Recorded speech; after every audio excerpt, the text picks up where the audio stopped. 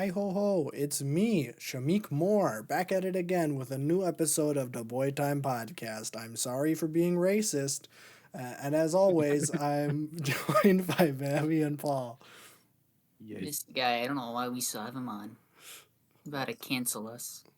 Um, yeah, I don't know, that bit just kind of jumped in my head like halfway through the intro because that was something that Shamik Moore did, who played Miles Morales. I don't know the context. I've just seen the headlines that he's like, "I'm sorry for being racist." I'm like, how, how?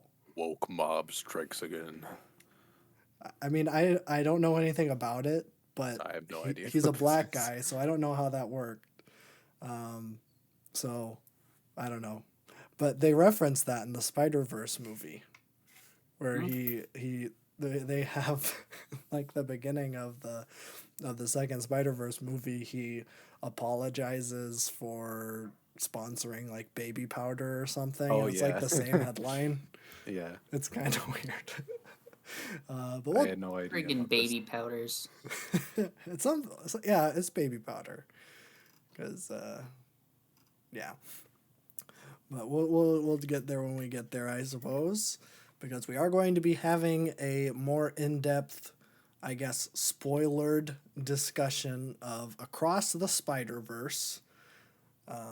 I've been thinking about seeing it again because I saw that Sony set a new cut of the movie to theaters, fixing some audio issues. Did you notice any audio issues, Babby? No, it sounded good. Okay.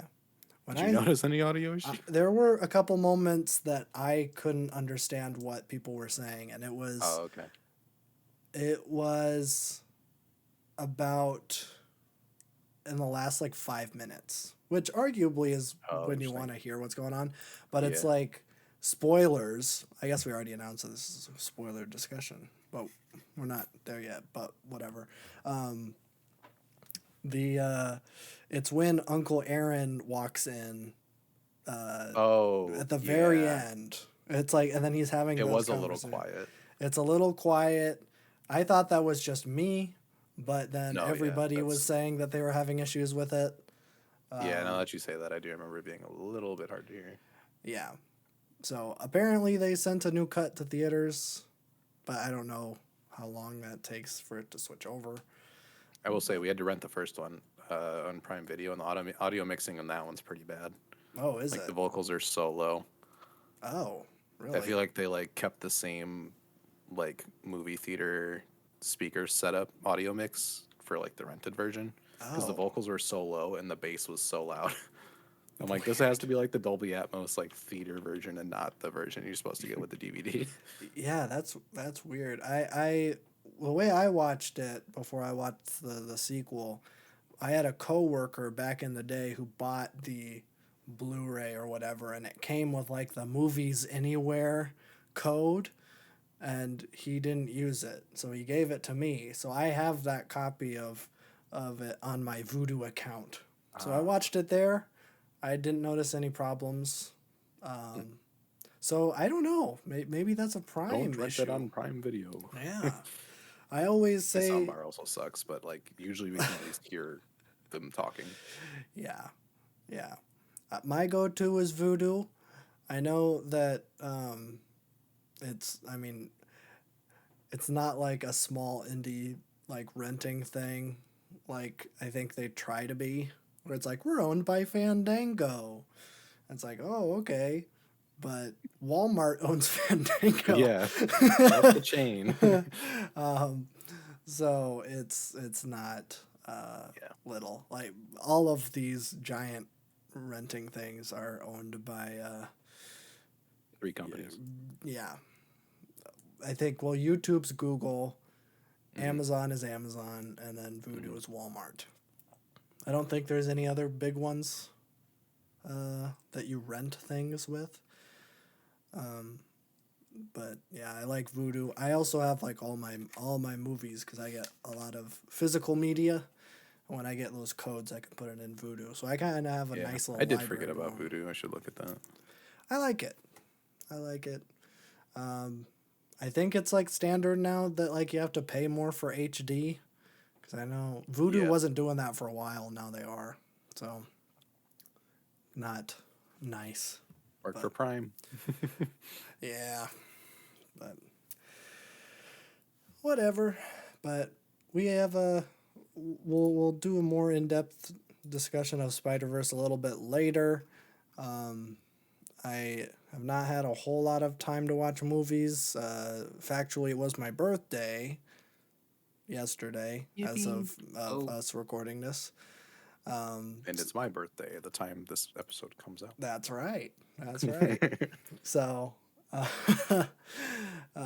so yeah, we all have our. Well, I guess not all of us, because Paul's birthday is in December, but me and Babby and Babjab, we all have our birthdays within a week. So, even though I'm not there, we're all celebrating individually, I suppose. And so I had a crazy weekend, and by crazy weekend I mean I worked, and I watched Pulp Fiction because my girlfriend had never seen it, and I was like, okay, we can watch Pulp Fiction. I don't care. She didn't really like it. So, Interesting. yeah, she was like, I get why Joker is like the Film Bro movie, but like I don't get why Film Bros like this movie so much. I'm like, I don't know. I really like it, except for the Bruce Willis part. In which during that part she was cowering and covering her eyes, Yes. and like That's why she didn't like it. She didn't experience the full film. well, She's missing a bit of context. I don't know if you remember that scene too Oh, I do. vividly, but so Bruce Willis has his katana, and he's like approaching the door really slowly, and then he opens it. And I don't know what she was expecting, but I don't think she was expecting what was behind the door. No, I don't think you can. And I so, think that's the point. yeah, she was like, oh, no. And then, yeah, and she was just like, wait, why is the GIMP working with these people? I'm like, babe, it's a sex thing. You don't get it. And then she was like, yeah, it's so weird that all the white people are just saying the N-word all Saying over the the N-word. place. I'm like, That's a I Tarantino know. special. I know. And then I pointed out to her, I'm like, that's Tarantino right there in the movie. And she's like, oh, that's kind of cool. And then he said the N-word like 10 seconds later. I'm like, oh, yeah, that's Tarantino. I like to think that he just wrote that part so that he could get away with saying a slur. Because he does that again in Django Unchained. Oh yeah, absolutely. Like, why have a cameo where you're not saying the N-word when you can say the N-word? That's what I've always said. Put that on a t-shirt. Filmmaking 101. That's why George Romero in the beginning of Dawn of the Dead, when he's playing like a radio director guy, or no, TV director guy, he just screaming the N-word through like the Yes. microphone to the actors. No, that doesn't quite happen. That's just the only other director cameo I can think of. Although I did just watch Evil Dead 2, and there is a Sam Raimi cameo in that. At least I'm 90% sure. I'm like, that looks like Sam Raimi. This is one of those where I like literally watched it like an hour ago. I just finished it and then I took a shower and then I'm here. So, yeah, but I'm like, at the end, I'm like 90% sure that's Sam Raimi. He doesn't sound like Sam Raimi because Sam Raimi, he kind of sounds like this. I'm a cool kind of comic book kind of guy. But it didn't sound like him. He was doing like a big gruff voice. So, and then Edgar Wright is in one shot of Hot Fuzz. True. It's like in one of those like quick cut montages. He's like pushing a cart in a supermarket. Although Edgar Wright is also in The Last Jedi, the Rian Johnson one, because he and Rian Johnson are close. So there's More you know. yeah, there you go. There's a bunch of director cameos for you. And then Alfred Hitchcock was like famous for doing cameos. This is like That one is more like fun film facts that everybody knows.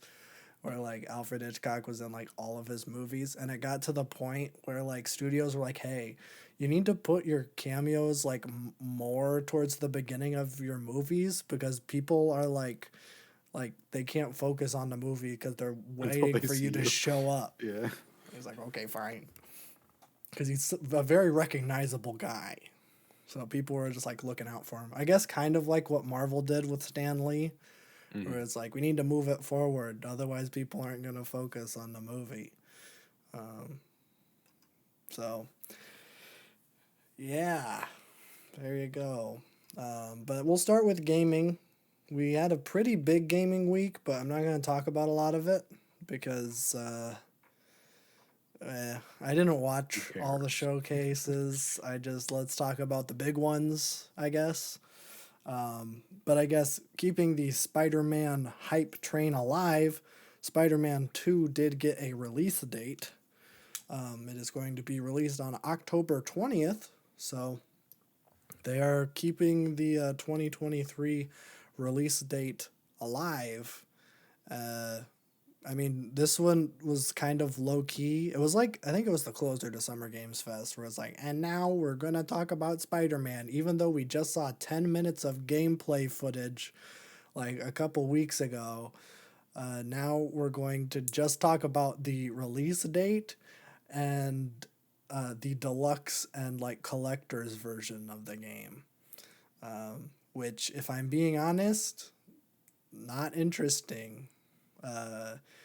For me, for my money, I think a good deluxe version for that extra $10. I think you should get something that you can't normally get otherwise, and have it be a cosmetic. Don't have it be like actual content, unless you pay more for it. But if it's like $10 more, whatever, just throw in some cosmetics. This one gives you like, I think it's like 6 suits early for both Miles and Peter. So you're getting like 12 suits early and some like skill points. And I'm like, why even do that? Like you're basically just like chopping the amount of time you're going to be spending with the game down by getting stuff early. Like that doesn't sound fun to me. So I'm probably just going to get the standard version, and I'm not going to spend $140 for a statue of Venom or whatever. Although it would look really good next to my Venom shrine with Tom Hardy all over it. Which I kind of bouncing back to Spider-Verse, I thought it was kind of lame how they referenced the Venom thing. But I guess they referenced all of the Spider-Man things. Yeah.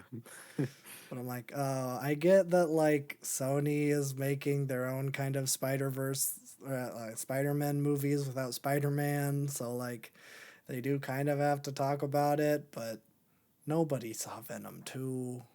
I don't even know how many people saw Venom 1. I saw Venom 1, and I don't remember a thing about it. Except isn't Little Sims in it? Was she in the I think second so. one? I think she made the song for the second one. I don't know if she's in the. She might be. I thought she played like a scientist lady. Yeah, something like that. But I didn't know who Little Sims was when I saw that movie, so I don't know. Unlucky. But yeah, they did reference the Venom thing, and then they like paused for applause and laughter, and I saw it in an IMAX and nobody laughed. It was kind of sad. It was very uncomfortable. But jumping back to the Spider-Man 2, there has been some discourse about the release of this game and that it is only being released on PS5. I understand that for a while there, PS5s were hard to come by, so it kind of made sense for them to release both. But at this point, like, I think it's time. It's been 3 years since the PS5 came out. You can get one pretty easily these days. And by having them backwards compatible, or at least, also releasing them on a PS4, then they have to take that into an account. And that's going to make the game worse. So I'm all for this decision of making it exclusive to PS5. I know that means that less people are going to be able to play it, which sucks, but I think it's going to make a better product, which is all that really matters, right? Yeah. The Maybe. product? I don't know. Of course. I'm a consumer. Consumer. Yeah. No, it's the journey along the way. Oh, that's right. It's the friends we made along the way. Mm-hmm. That's what really Not matters. the end product. Yeah, that's a good point. But that's all the Spider-Man 2 news. Like, we didn't really get anything. It was just like, okay, let's talk about the release date for Spider-Man 2. Which, you know, thanks. But also, okay. I don't know why they didn't just put that in their own PlayStation showcase when they did the gameplay thing, because they obviously had that ready. But I guess give Jeff Keighley a little crumb that he can announce, I guess. I don't know. He got Nick Cage on stage, so I don't think he needs any handouts. Oh, he did? I didn't Yeah. even know that. Nick Cage had his like 5 minutes of fame on the, on the stage for like Why Dead was- by Daylight. He's in Dead by Daylight. Oh. For what? Mandy? No, it's just Nick Cage. Oh. It's just literally him. Okay. I like He that. seemed pretty excited about it, so it was kind Oh. of cute. Oh, I like that. It's funny how Nick Cage's whole personality these days is that, yeah, I'm Nick Cage. I'm basically I'm the Nick coolest Cage." guy in the world. I was so Yeah. sad that he was like, he wasn't even in the second Spider-Verse movie. He had no lines. I think he was like, yeah, he had no lines.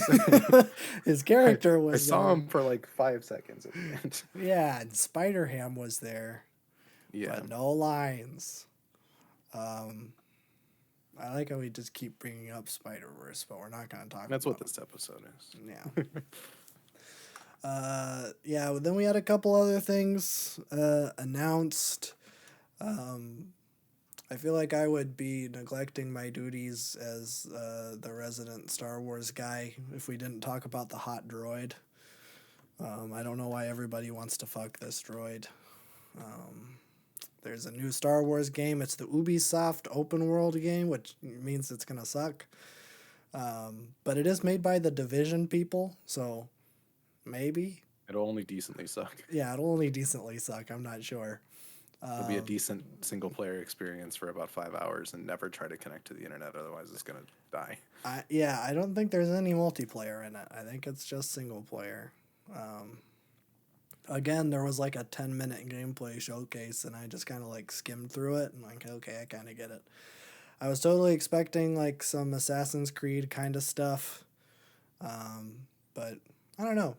It looks okay, but it comes out next year, and there's a droid who's wearing a like kind of trench coat thing, and everybody on Twitter wants to bang this droid, and I don't understand why. The surprise of no one.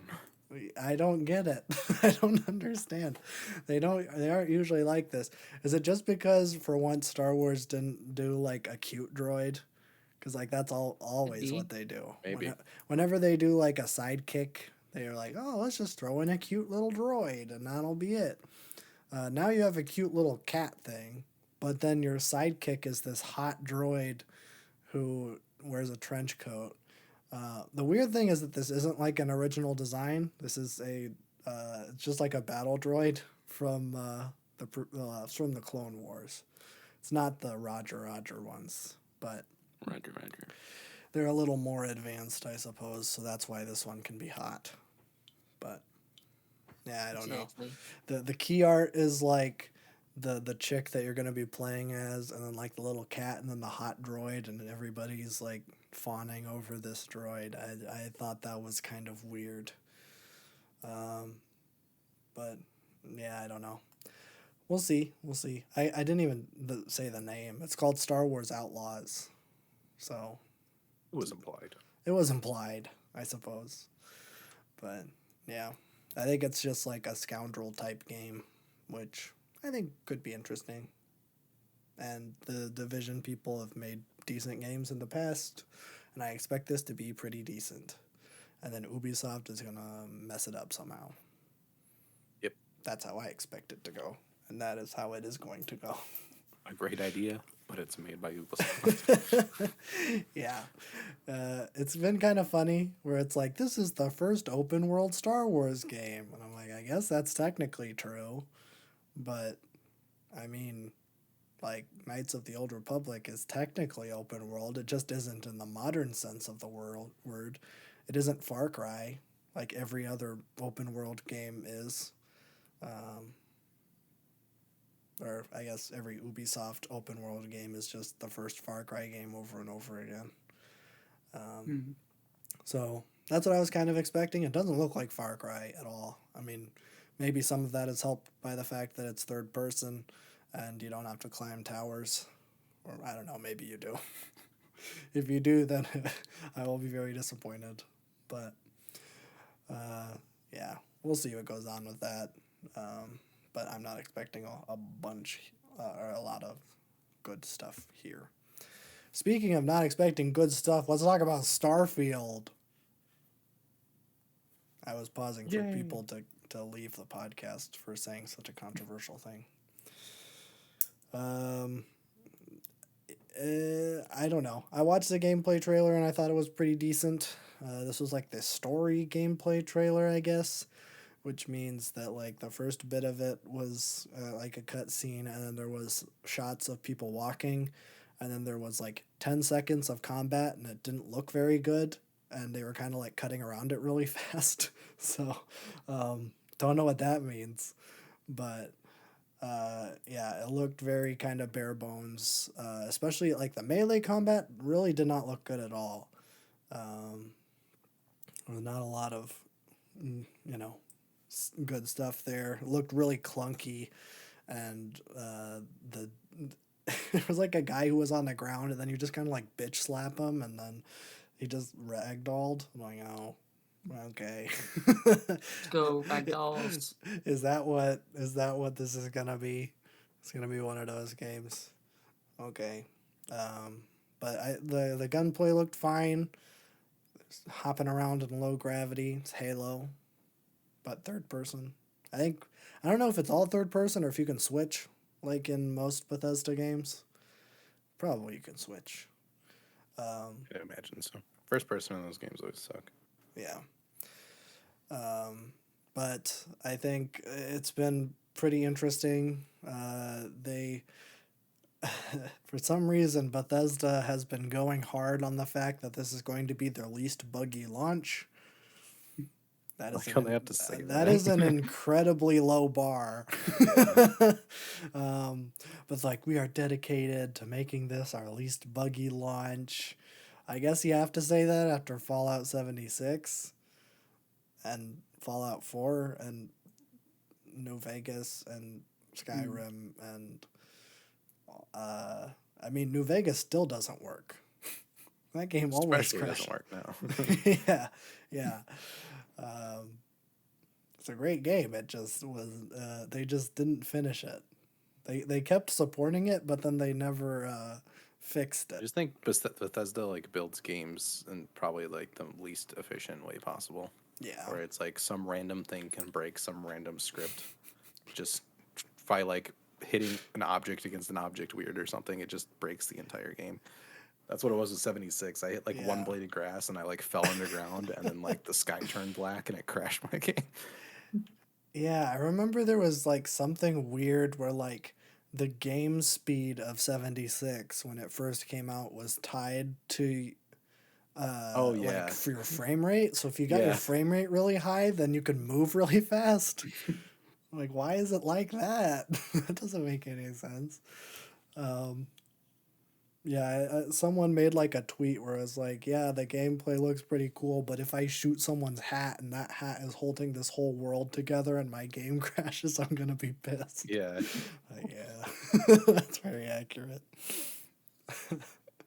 But yeah, I think the thing that I'm most excited about with this game is the possibility of building your own ships. I mean, that was something they talked about a while ago. And that like you can build your own ship, and the way that you build your ship is going to impact how it handles and stuff. Which, big if true. And I hope that this isn't like a 5% more damage.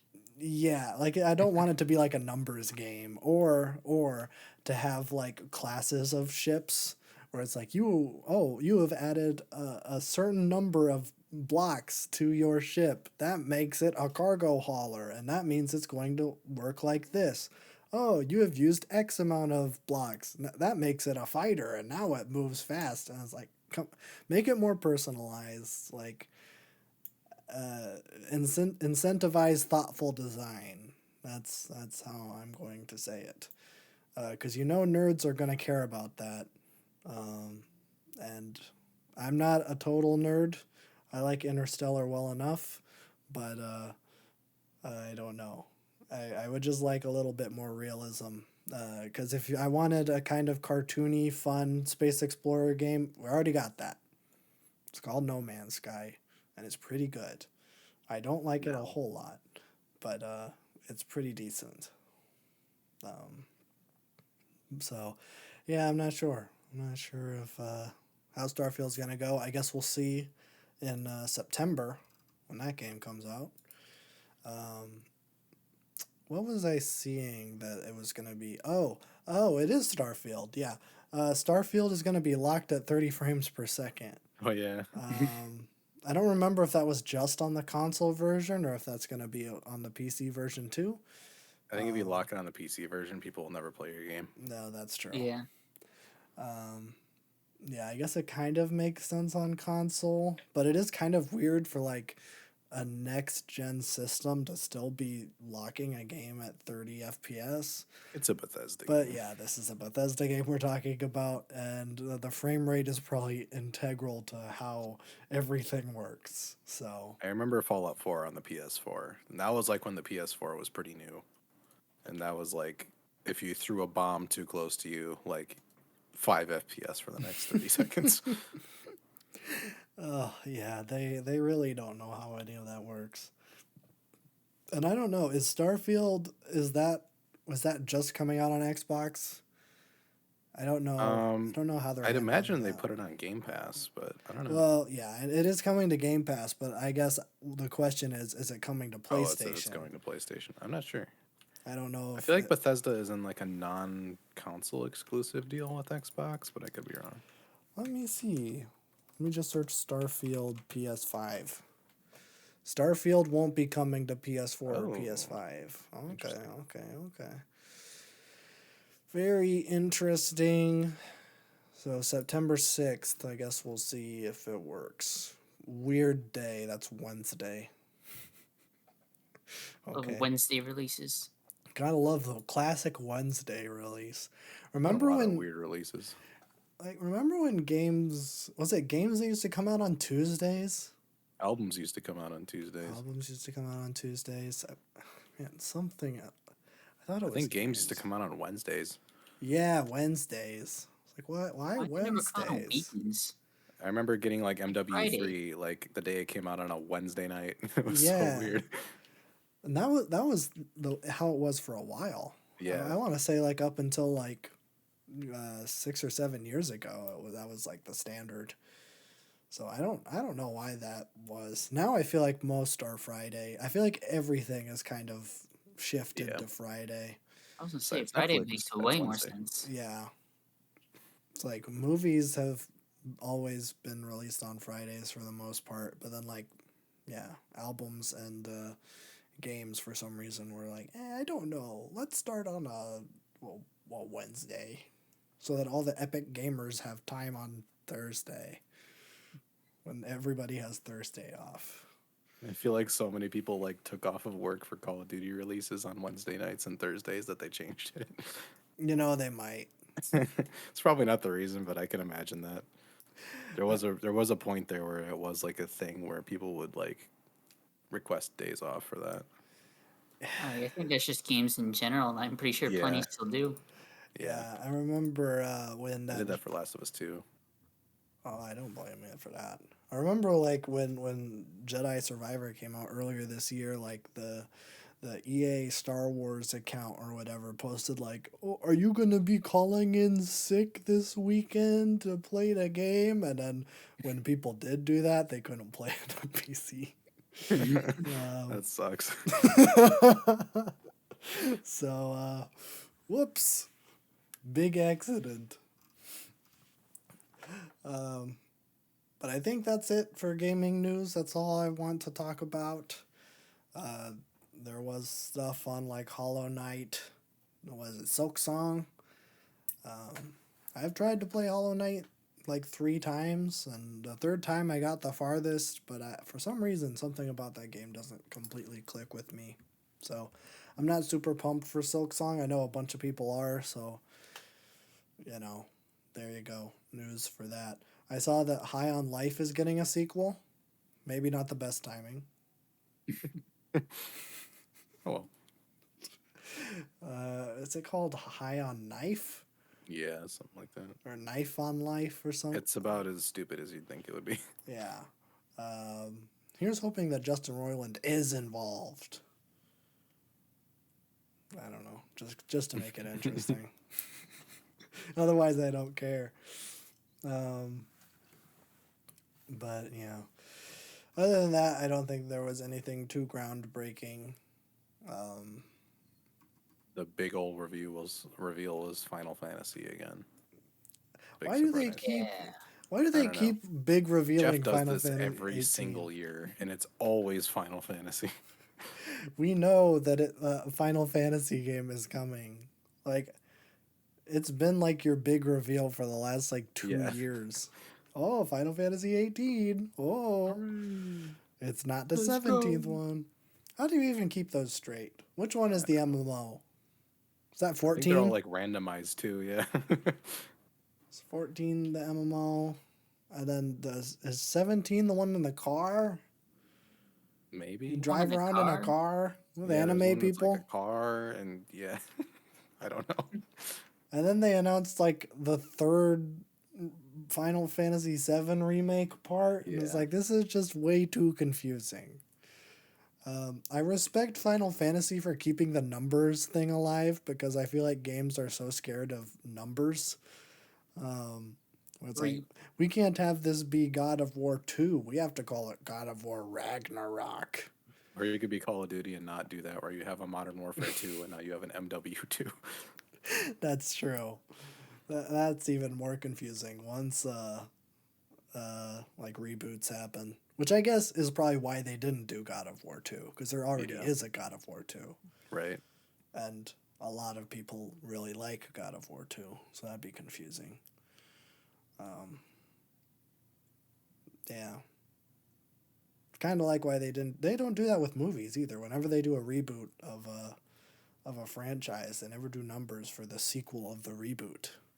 Jurassic World, not Jurassic World 2. The Lost World, or whatever the second Jurassic Park movie is. It's called Jurassic World Fallen Kingdom. And then the third one that nobody saw, except it was somehow like the highest grossing movie of that month, even though no one ever talks about that movie ever. Completely unrelated, let's talk about The Evil Dead. Because The Evil Dead just had a movie that came out, and it's called Evil Dead Rise. And Sam Raimi is not involved. Oof. I'm not interested.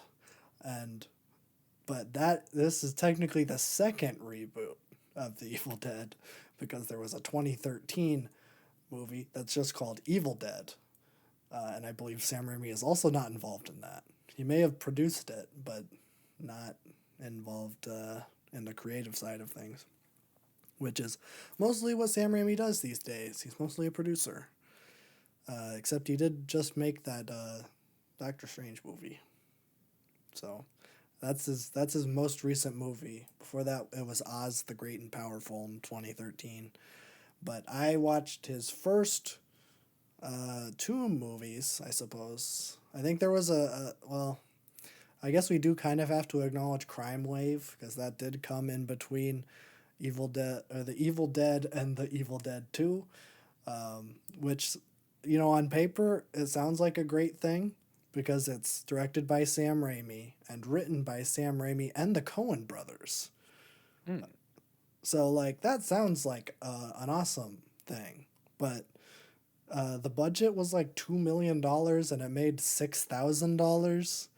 And it does not have very good reviews. So, I guess it's not a very good movie.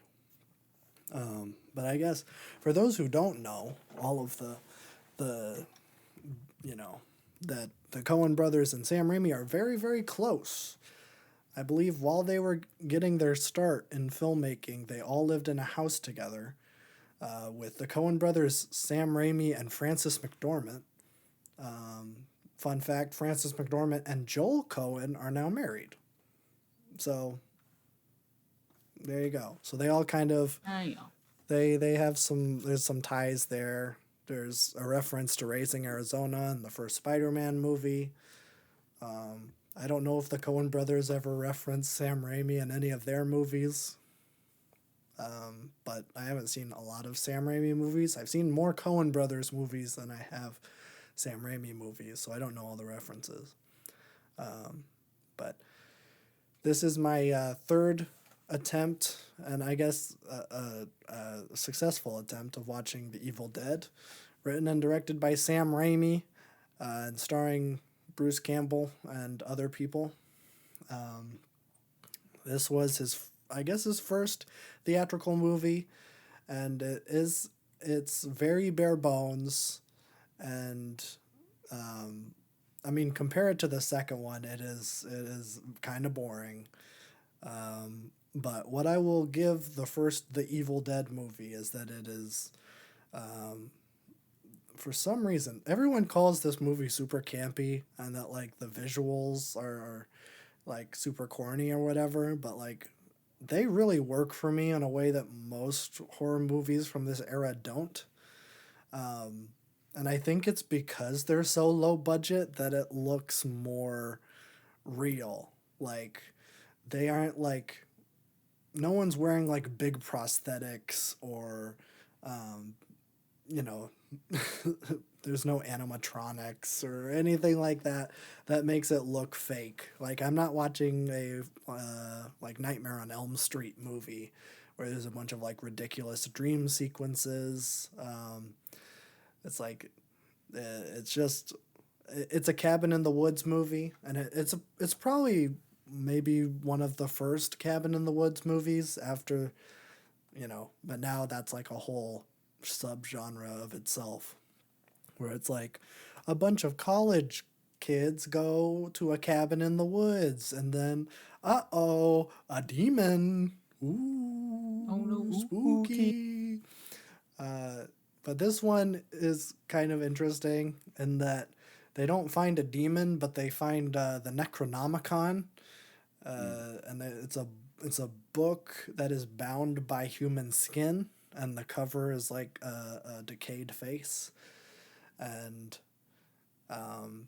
yeah, it's kind of interesting. They're just like chilling in the cabin, and there's two couples and then one other lady. She's kind of the fifth wheel. So, they all find the Necronomicon, and then she's like, I don't want to have any part of this. I'm leaving. Peace out. And she leaves, and then we talked about this last week, and that she does get assaulted by vines. And that's why as you do, which is funny. Like, I've seen clips of Sam Raimi interviews of the time, and he's like, "Yeah, I defend that. Like, it's integral to the plot. You needed to have that."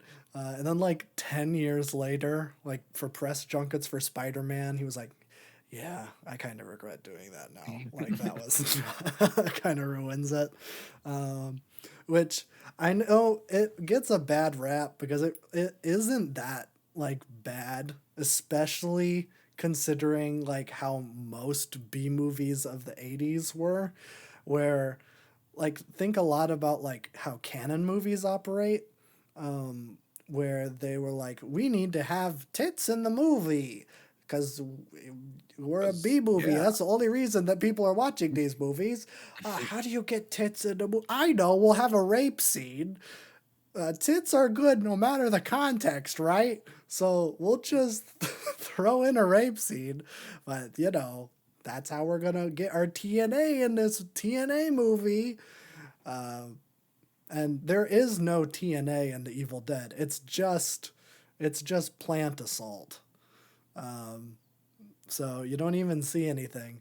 But I think just the idea of it was so scary at the time that it was given an NC-17 rating. So, yeah. And because of that, Sam Raimi has always kind of had an ongoing feud with the MPAA. To the point where he released The Evil Dead unrated. And then after that, like, the MPAA is like, we hate you. Everything you make is rated R so that nobody's going to see it. So they're kind of... I don't know if the beef is ongoing because he just made a Marvel movie and that wasn't rated R. Even though it had some body horror in it. But I guess it's fine because Kevin Feige paid the MPAA. I mean, it's An animal, fake CGI.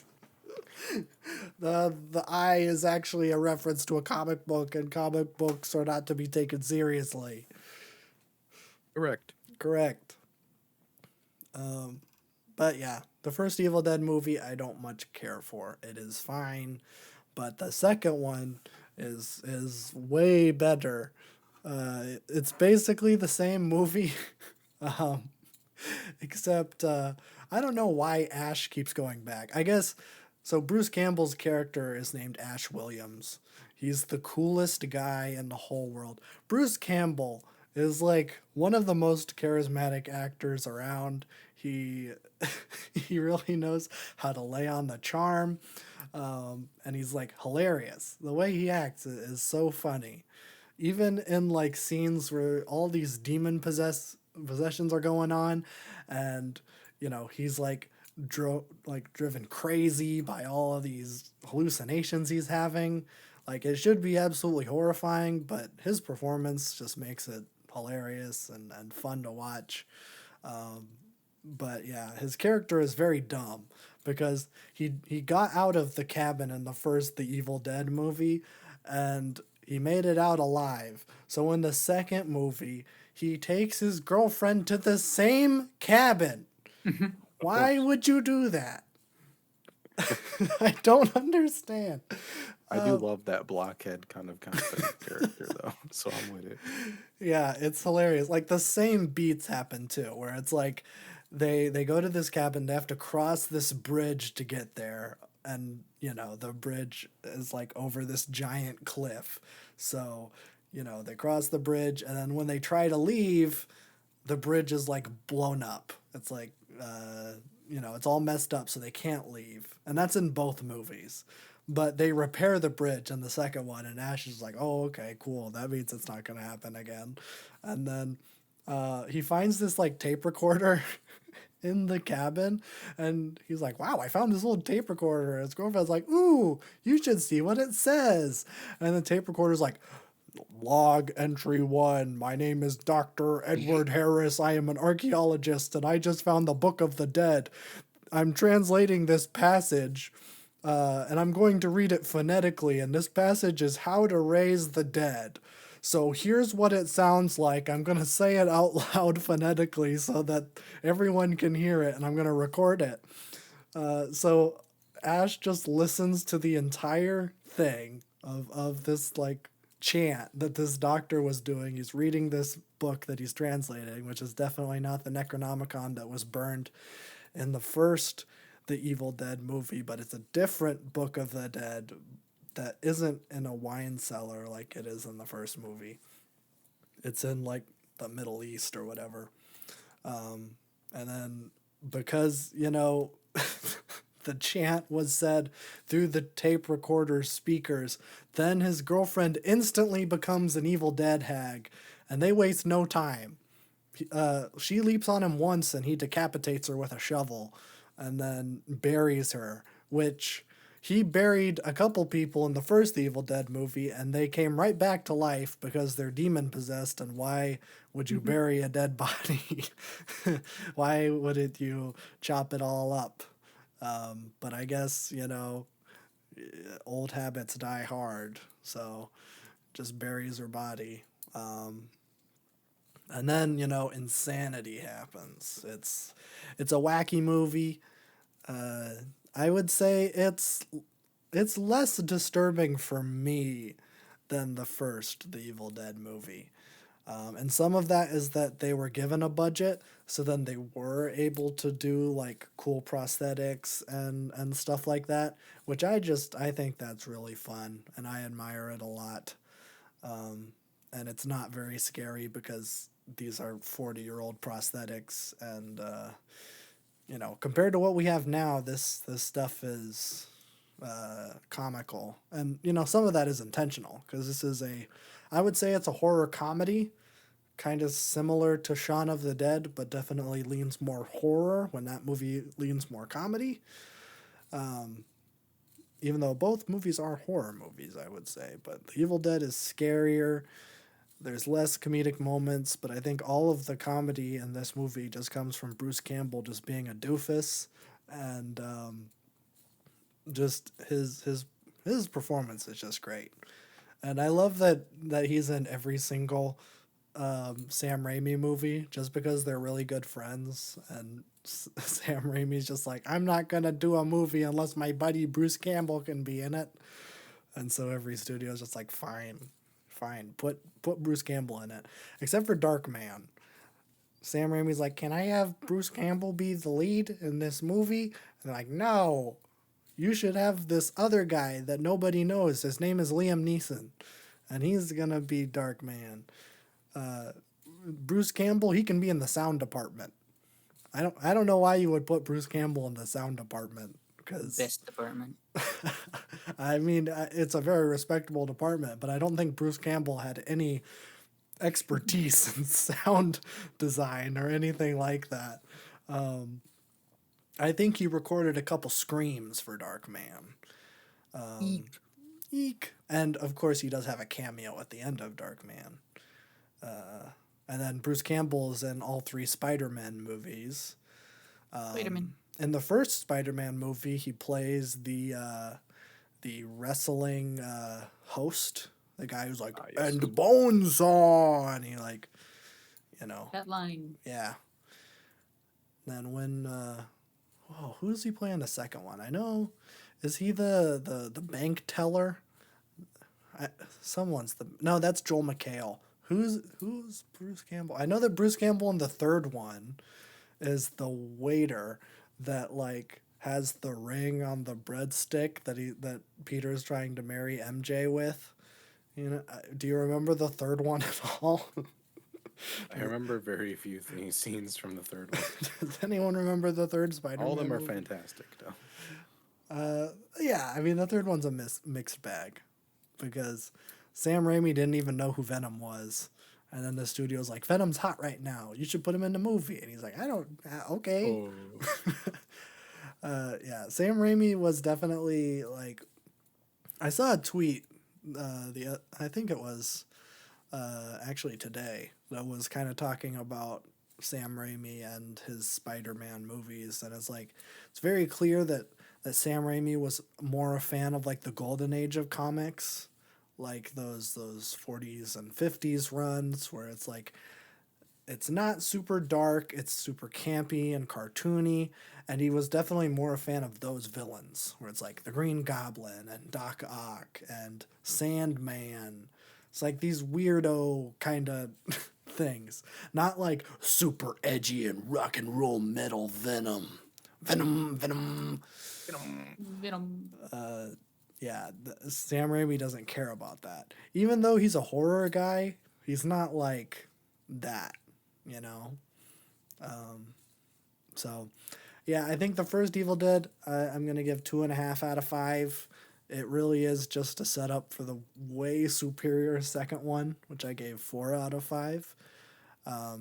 So, yeah. So if you have Max, Unfortunately, I have to say that. If you have Max, I caught myself saying that earlier today too, and I hated I myself. know it's very sad. Um, all of these movies are on there. These movies were originally like not on anything because The Evil Dead is rated NC-17, and I think they kind of had a bad rap when they came out. I mean, obviously, it's rated MC-17. It's like, ooh, it's forbidden. But you know, I think it was like a big thing in video stores or whatever. But yeah. Next week, I probably will watch Army of Darkness. That's the third one.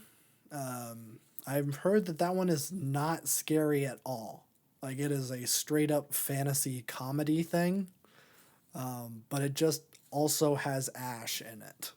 And he's fighting. They're not called Evil Dead hags in that one. I think they're called Deadites. And I think they're funny skeletons. So I'm looking forward to seeing Army of Darkness. It's kind of funny that Sam Raimi went from Evil Dead 2 to Darkman to Army of Darkness. Like, Darkman is so different than all of these movies. I would say watch Darkman first. That's a great movie.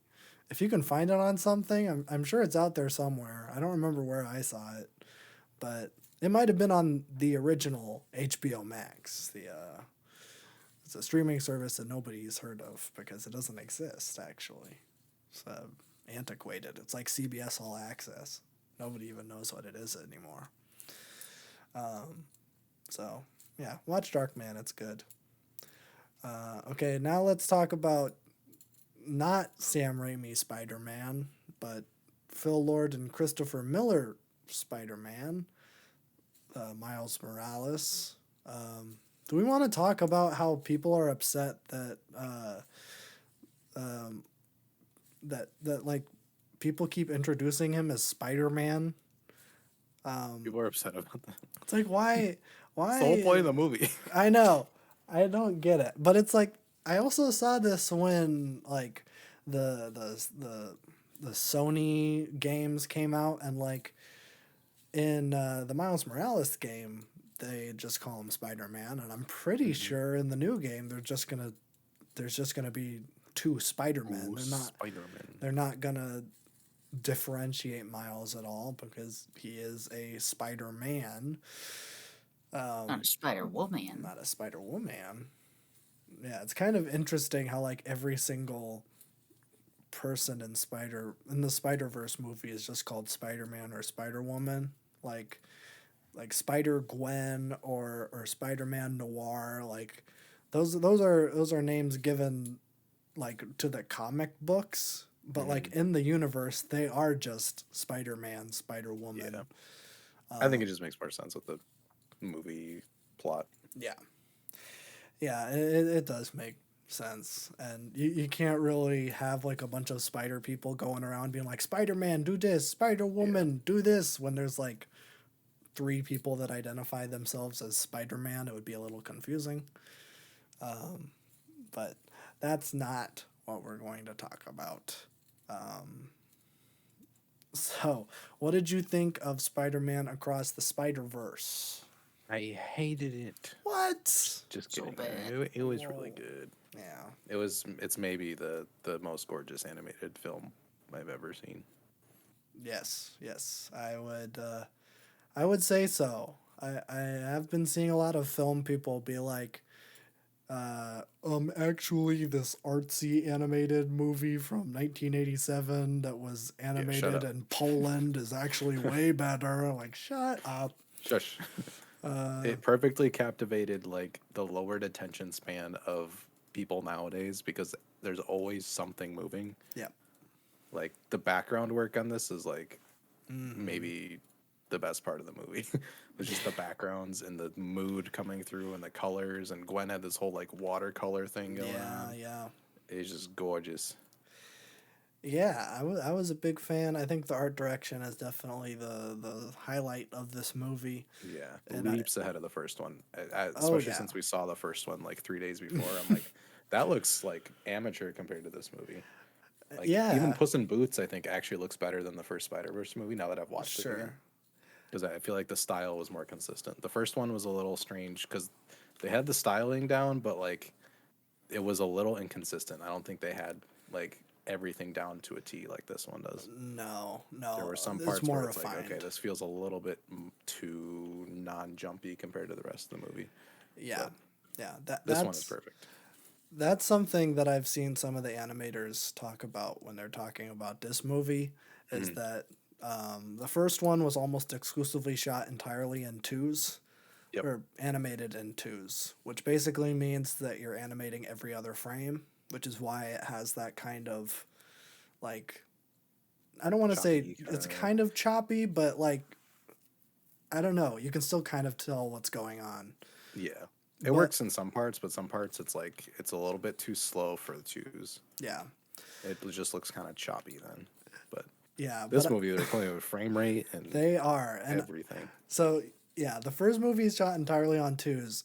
Like the animation work done on Spider Punk was like, Mm-hmm. I think he himself is animated on threes. Yep. His background is animated on fours. And then like the line work is also animated on fours. And And he's in a then scene that's animated on a different frame rate. yeah.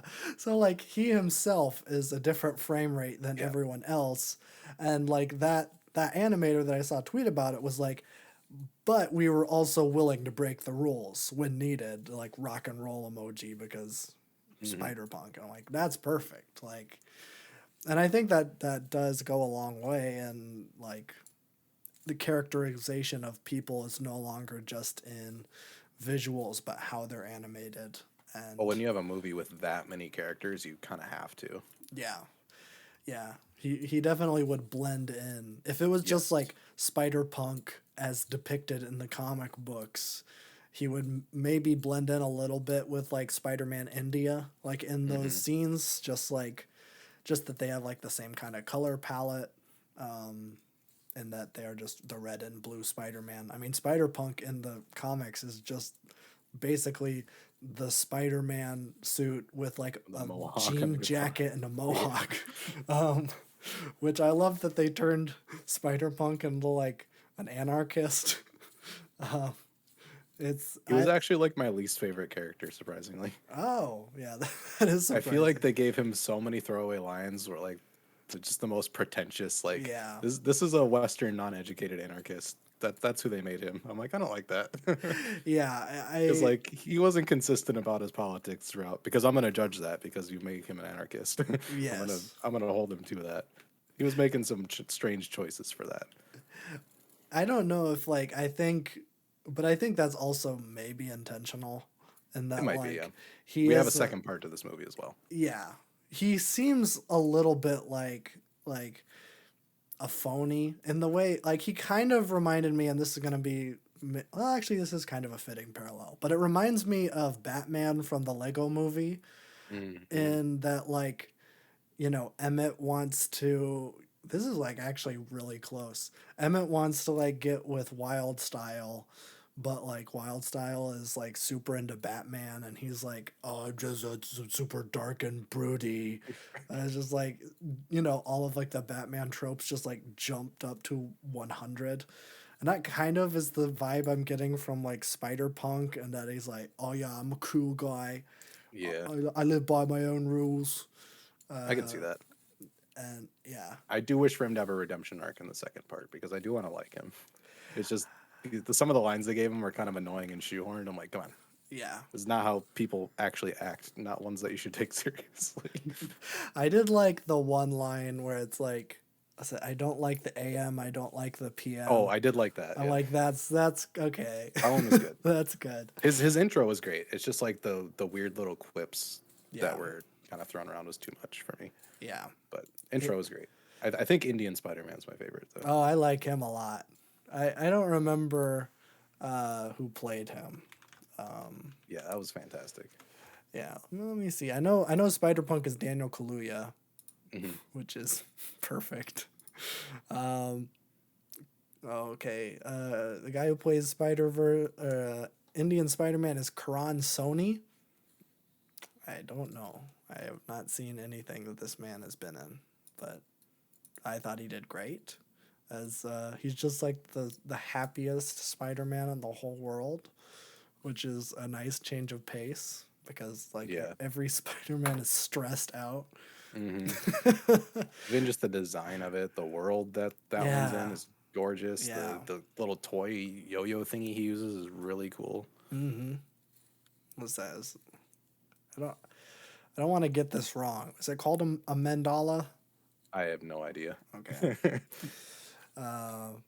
But yeah, no. I think that one was my favorite Yeah. like designed world. I loved. I don't know. Everything about him was just, it was so nice to see him when there's so much conflict going on between all these different characters, and he's just like a nice guy. Like, oh, that's nice. He does remind me a lot of like a Bollywood hero, and that hmm like like there's nothing wrong with him. He's a perfect guy. Perfect genetics, like Yeah, everything. perfect Just yeah. genes. uh, you know, he can do pretty much everything. Uh, so I do like that they kind of kept that alive. And he does have some remarks about British That colonization, was the best line of the movie right there. and that is also very common in Bollywood movies. So I hmm just love that they everything about him was a total Bollywood trope. I feel well. I want to say that Lord and Miller like watched RRR before writing this movie, but that movie came out last year, and there's no way they I'm animated sure this they've movie in seen a some year. Bollywood stuff though. Oh, I'm sure they have, Yeah. but yeah, it just reminded me a lot of RRR. But hmm yes, so what do you think about the morality of it? There has been a lot of discussion online about the Miguel, his thing, and Miles thing. I don't think I have a side. I think I'm kind of like in between a little bit. Yeah. I think we definitely have to see how the second movie pans out. I hope they don't paint Miguel as just like a cookie cutter, like here's your bad morals, Yeah. because that kind of ruins it. Um, but I don't know. I really enjoyed kind of the back and forth because it is nice to see both sides of it. Hmm. Um, I think Miguel is like completely justified. It Yeah. did seem a little erratic at the end, so I feel like that's where you kind of get pulled to the other side a little bit. Hmm.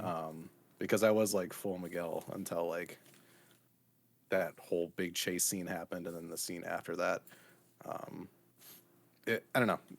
It could go either way. I think it's a really really good kind of plot line. Um, it's kind of rare to like. I mean, because you could see Thanos' point in Hmm. Endgame, but like, no one's gonna seriously agree with Thanos. No. They made it a little bit too extreme. I feel like the Miguel writing is pretty perfect, Yeah. where you could genuinely see both sides because both sides genuinely want a good thing. Yes. Because originally it was like, oh, Miles is selfish, but also at the same time, it's like you don't know what's going to happen if you don't necessarily, because Miles is an anomaly. So Yeah. we don't really know at this point. Yeah. We don't know a lot about the Peter Parker of Miles's Yeah. world, like, and like the whole like canon event thing. I think is total trash. Because I don't think that that's like, there are certain things that go into like most Spider-Man hmm stories, and that Which I think was a really cool like tie for all this. When you make a multiverse movie, you need to be like very clear in your vision and what's happening, yes. because it can go wrong super quick. But I did really like that. That was fun, especially like the cameos of like Donald Glover and stuff. Oh, I loved that. Yeah, that was Yeah. really cool. I was like, oh wow, I okay. had to I just love multimedia. I need multimedia and more animation. yeah, I was really happy, like, um I saw that, like, there's like a scene with Lego stop motion, hmm and that part is done by like a 14-year-old kid Yeah. who like recreated the trailer with Lego, and they hired him to come in and do this like little scene, I'm like, that is so cool. Like, Hopefully they paid him well. well, I Um, mean, I don't know what there's a all. theme of children not getting paid what they're worth for that kind of stuff. Oh, I'm But no, sure. it looked fantastic. Yeah, no. Like I just loved all that stuff. I, I really appreciated Donald Glover being there. It's kind of Mhm. a nod to both like MCU stuff and also like I mean, that's a real cultural life thing at stuff. some point. Yeah. Yeah. In that like in um I think in that thing he's supposed to be Prowler. hmm And in Well, wasn't, yeah. yeah, in Spider Verse, he's supposed to be like in the cage. I thought he was wearing like a Prowler type No, thing. yeah. But Well, in what was Homecoming, he? Yeah, Homecoming. That's what I he was like. plays Uncle Aaron. Yes, that's what I'm like. What movie was that from where he was Yes, playing Uncle it's Aaron? like one scene Yeah, I remember where it. He's like in a parking garage or it's in a something. parking garage, and then Spider Man like webs his hand or something, and it was like a little Yeah. nod then to a petition where it was like, "Hey, Donald Glover should play Miles Morales," if hmm because I was like right around the comics were starting to get popular, and Miles was starting to become like a staple of things. So it was like, hey, uh, have this be a part of the MCU. And then they're like, okay, no, but here's him as Donald Glover as someone tied to Miles. So, well, okay. Um, but yeah, so I thought that was a nice little nod to both, I guess, his MCU appearance and also hmm the real life thing to be like, have him play Miles, which, 10 years ago would have been perfect. I don't think now, he's too artsy, which, but, Yeah, I don't know if he'd do it now. but I guess he was in this movie. But I guess that's just a True. But cameo. he's not like a main role. He's kind No. of just like, hey, Yeah, he's just kind of there. yeah. But yeah, and then I think there's a couple episodes in Community or something where you wear just like Spider-Man pajamas, and that's a reference to. So it was like a big thing where like everybody was kind of talking about this. But yeah, no, I think that it was great. I want to briefly talk about there's been a lot of like mainstream like media news. You got your like what like discussing film or whatever on Twitter, accounts like Quote that. unquote news accounts. Yeah, stuff like that. But they have been kind of like promoting posts that have been like, oh, this chick should play Gwen Stacy in the live action Spider Verse movie. Don't do that. Y'all are so brain broken, dude. Yeah, You're like one of the best animated movies. I'm like, I can't wait for the live action adaptation. I hate that attitude. Beyond saving. Yeah. Yeah, I don't get this We're gonna attitude. talk about that later. Oh, are we? Actually, a little bit. About live Not action? directly, but it will tie into it a little bit. Oh, okay, okay. Well, I'll get this little rant over with then. But I'm very sick and tired of animation being viewed as a lower class medium, hmm because I feel like, and this is maybe partly done by Disney. I'm not going to entirely blame Disney, even though maybe I should.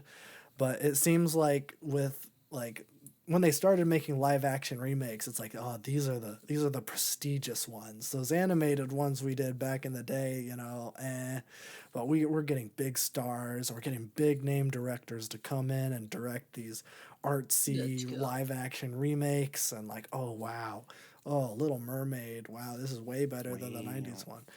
And like the live action Lion King is like the fourth highest grossing movie of all time or whatever. And it's like, I hate every single person that gives their money to this, like, Yeah. and has that idea, because, I mean, I would say arguably animation takes way more work to do Yeah, look at well. this movie. Like this movie, I was like unable to figure out how this was even made, like without taking 10 years. Yeah. Because Yeah. even just down to the color palettes of every scene, everything worked like harmoniously. Miles's world had the black and teal to bounce off of the red suit. Yeah. Gwen had like this watercolor that bounced off of hers. Like it just everything was like done to a T. Yes. Know Yes. exactly how. AI. AI. Well, you do get some of that kind of set design in live action, but Yes, but you can't do as much with it no. as you can with this, where you can't have these like talks between like Gwen and her dad and have the emotion of the scene be painted as watercolor in the background. Like that's just something that's kind of insane. Yeah, which we almost need to talk about that scene particular because a lot of people have been talking about it, and I think some people are maybe missing the mark a little bit in what that scene, the subtext of the scene is supposed to be, because there, you know, as like the watercolor parts are melting away and she's having this conversation with her dad about having this split identity and only being able to share with her dad only this half of who she is. Like there are obviously her suit is white and blue and pink, and they kind of have allegories to like the trans flag as that is going. And so there has been people taking that literally, and that like Gwen is trans. This is canon. I'm like, okay, I don't think that's totally what they're going for here. And I'm not like saying that in like I would have a problem with it, but like I think that this is more like trying to get empathy for those types of conversations that like trans people would have, where it's like you could be talking about her being Spider-Woman right now, but also like this could be what like a trans person would have, like the kinds of conversations that a trans person would have with their parents. And I think that's kind of what they're going for. I don't know. That's pretty much what I took from it because like it was, I mean, for the average viewer, it might not be, super obvious, but like I noticed it pretty quickly, Yeah. especially since I didn't see the movie for a week. I kind of like picked up on a couple of these things, Yeah. just from being on the internet. Yes. But I think it's definitely possible in both ways because she does have a flag in her room as well. She But does. Yes. either way, I mean, it's still a fantastic scene. I'd be interested to see if they explore that more. I don't know. I saw some people talking that in the comics it's kind of canon that she is, but at the same time, I have no I source for don't that. know. But either way, I mean, still really good. Yeah. I don't think it'd be an issue at all if she was, Yeah. because with the storytelling they do in this movie, like you can't even say that anything's shoehorned or like oh diversity inclusivity. It's just like all these characters are so strong that like it's not going to be some weird shoehorned character. Right. And like I said, like this isn't like me, just bashing the fact that Gwen may or may not be trans. It's like the conversation around it isn't like It's not nuanced. It's very yeah, black it's and like, white. oh, okay, she's trans. It's like, okay, well, maybe let's take away what they were trying to get at here with like what all this means. I think the best way to go about it would be to keep it ambiguous so people can see that themselves in that. Yes. But without it being too blatant. I feel like that's good storytelling and that's how you get that point across. Yeah, and I think that's how it really should be. 'Cause like here's the thing, because I could also like just thinking about it now, like it would be very, very compelling for her to be trans and for her, Peter Parker, to be like one of the only people who accepted her as Gwen. And that might be why Captain Stacy is like hell bent on tracking down Peter's killer, and that like, okay, Right. this is like one of the only people in the entire world that saw my daughter as who she is, and he was killed, and now like I have to like fight for him, which Yeah, I think they did it brilliantly because you can do all of that still. Like, yeah, it's up in the air. And they didn't just like spell it out. It's like, No, I no. can't believe that my little girl is trans, like all that. It wasn't like said explicitly. It was all done with subtext, which, yeah, I don't know. I think it led to a more kind of real experience, and because people don't really talk like, Dad, you never see me as a trans woman. I am a trans. It's like people don't talk like that. Right. People tend to beat around the bush and are uncomfortable having direct conversations. So Oh yeah, sometimes that's maybe like my favorite scene in the movie, just because I would like say so, how yeah. well that was done. Like, because I knew the colors and I was kind of like looking forward to it. Like, yep, okay, they're there. Yeah. But like, it was just done so brilliantly in the camera work and everything. It was just like, wow, that's how you do it. Yeah. No matter the intention of that scene, like that's really great. Yeah, and I do really like it. Whether or not they dive into it in the sequel, you know, I would be. I don't care either way. I think that Yeah. the discussion I'd rather about them this not on spell it out specifically. I think Okay. keep the way that you're doing it now because it works. yeah. Yeah, definitely keep having these conversations in Yes. I don't want to say kids movies, but like movies that kids are more likely to Just see. movies in general. Well, yeah, more movies in general, but yeah. Kids are more open to this Well, than other that's people true. are, than As adult kids. adult kids. Comic book fans. Get That on to too. comic book fans. I don't know if you Yeah. have been like, because I've been interested in Spider-Man, like sometimes Twitter picks up on that and it's like, here's what's going on in the comic Twitter book would not world. stop serving me Spider-Man stuff for the whole like week and a half. Oh man. I don't know how I didn't get it spoiled. It was all just the stupid stuff that people were saying. Okay, well that's good. But have you been seeing what's going on in the comic right now? No. Okay, so this is how weird and deranged comic book fans are, at Oh least yeah. right now. Okay, so there is a current run of Spider-Man going on right now that comic book fans are very angry at. And Sure. it's kind of hard to talk on this because I haven't read it and I don't entirely know what's going on. But basically, it comes down to the fact that Peter is happy. I think he has No. his wife MJ and he has two kids. And throughout this entire run, comic book fans have been waiting for the kids to die. And when they died in one of the most recent like editions, like people were like posting the like page where the kids died and said let's go. Like, what is your problem?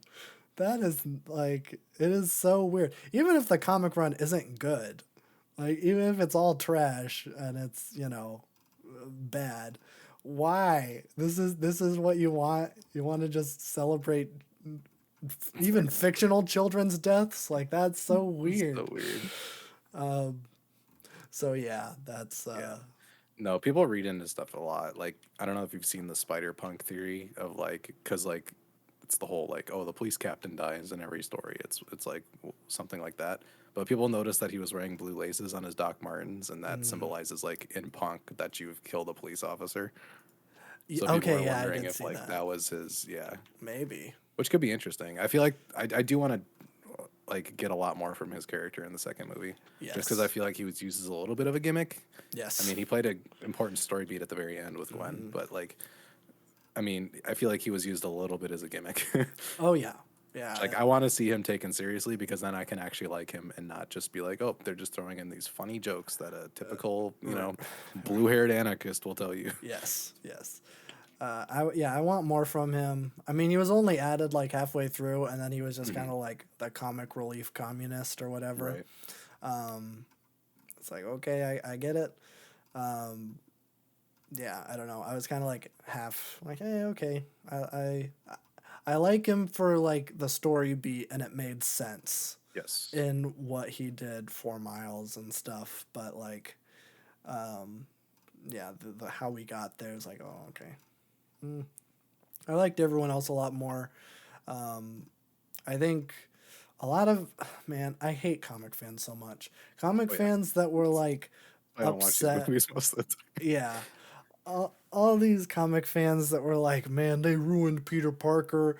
Like the Peter Parker that like the Spider-Man that everyone knows and loves, like they turned into like a feminized like That guy's house dead. servant. Well, yeah. I would argue that that guy's dead because that's the one they killed. That's the yeah. The one in Miles' universe is Yeah. heavily implied to be Tobey Maguire. Yes. And that like every single thing in like the beginning of Spider-Verse is a reference to like either there's the Spider-Man 3 thing, there's the thing from Spider-Man 2 where he's holding back the train Hmm. and him like pulling MJ out of the way, except he punches the car in the beginning of that one in the Spider-Verse.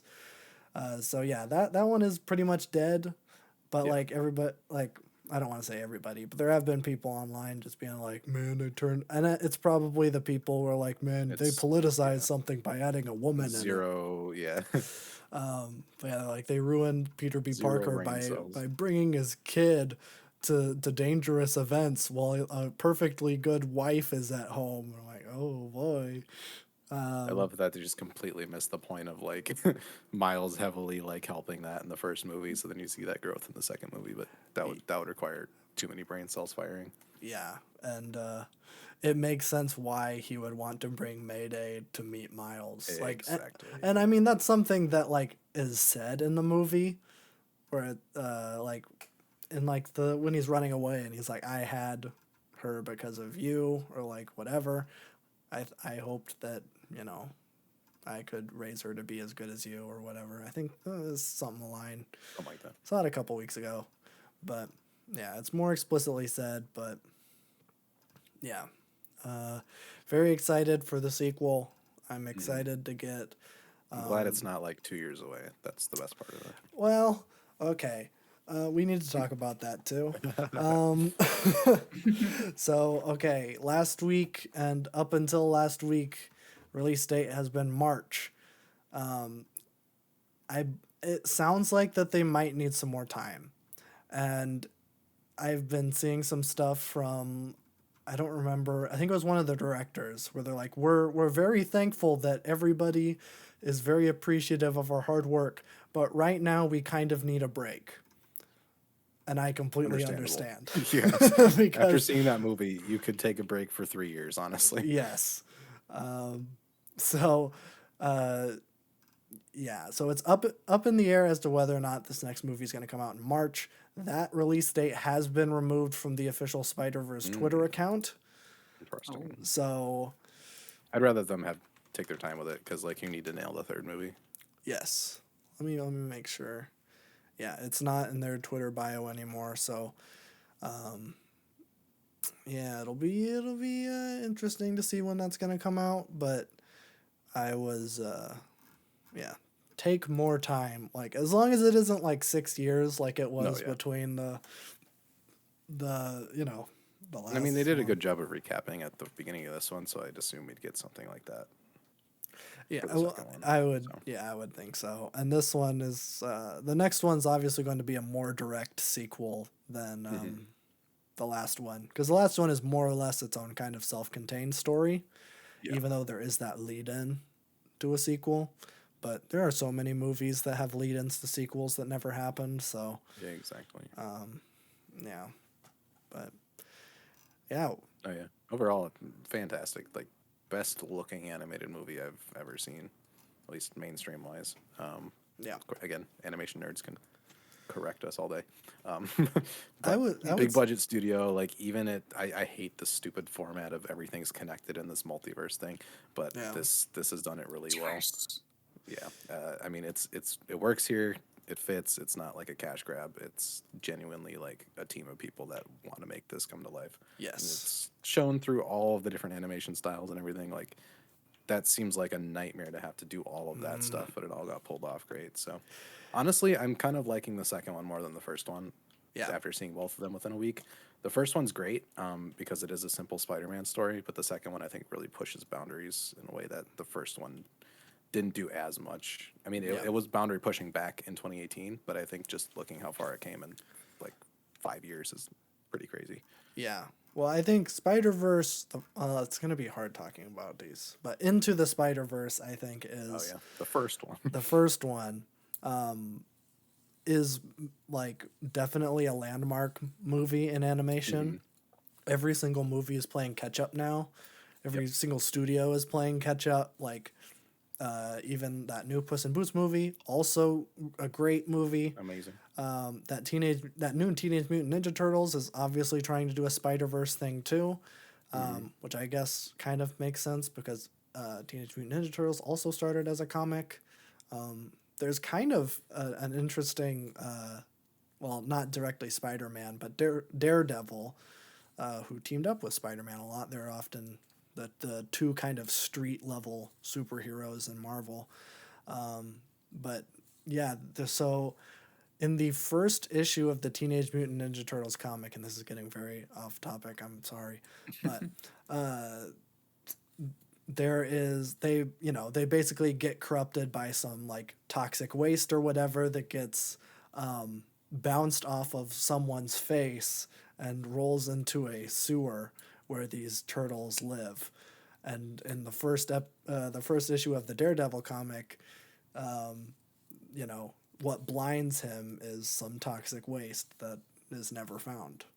So it's kind of tied together that the thing that, made Daredevil blind but gave him his kind of superpowers is the same thing that made the Teenage Mutant Ninja Turtles weird humanoid things. So, Makes sense. there's a little bit of a tie there.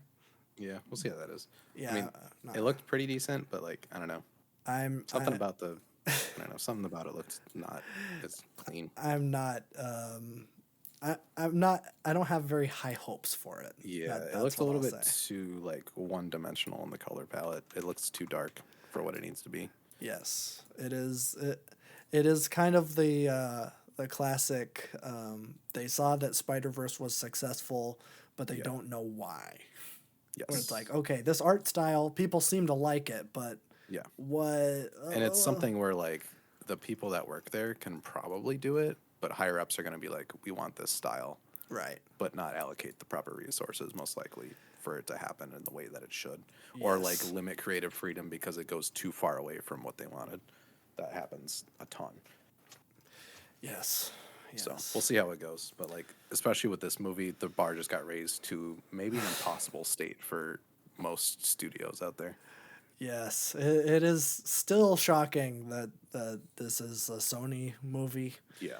This is the weirdest 180 from the Emoji Movie that I think has ever happened. Where they maybe released two of the best animated movies of all time back to back after maybe one of the worst The animated Emoji Movie. movies. Yeah, it is. I'm very, very excited. I'm kind of glad that we're out of the kind of Spider-Man drought. Like we just had, what is it? No Way Home. All of these are the most confusing Yeah, I trilogies hate the because this is stupid going to names be for these. Into, Across, and Beyond the Spider-Verse. Beyond. Keep those straight. And on top of that, you have to keep the Home trilogy all straight and going. I get that one confused all the time. I know. It just makes me so happy that this Spider-Man game is just going to be called Spider-Man 2. Not to be confused with Spider-Man 2 for the PS2. The movie game, Of course. Yes. A banger game. a banger game, but also a game that Tobey Maguire did not care about. If you ever listened to the voice acting in that game, it's kind of funny. 'Cause Tobey, Yeah, I haven't played that game since I was like 4, so I watched some cutscenes from it. I watched someone made a video where they played all the Spider-Man games, and he like put some clips of the Spider-Man 2 game in, and I know that Toby actually came in to record these lines, and he does not care at all. He's like, "Oh, Mr. Jameson, I'm sorry I'm late." Like, "Oh, Toby, no." Why? So yeah, I'm sure the voice acting in Spider-Man 2, the Sony one, is going to be better. Oh, plus, I thought it was a good, a little nice little change that they called the game Spider-Man in Spider-Verse, they called him Insomniac Spider-Man. I'm like, oh, that's a nice nod.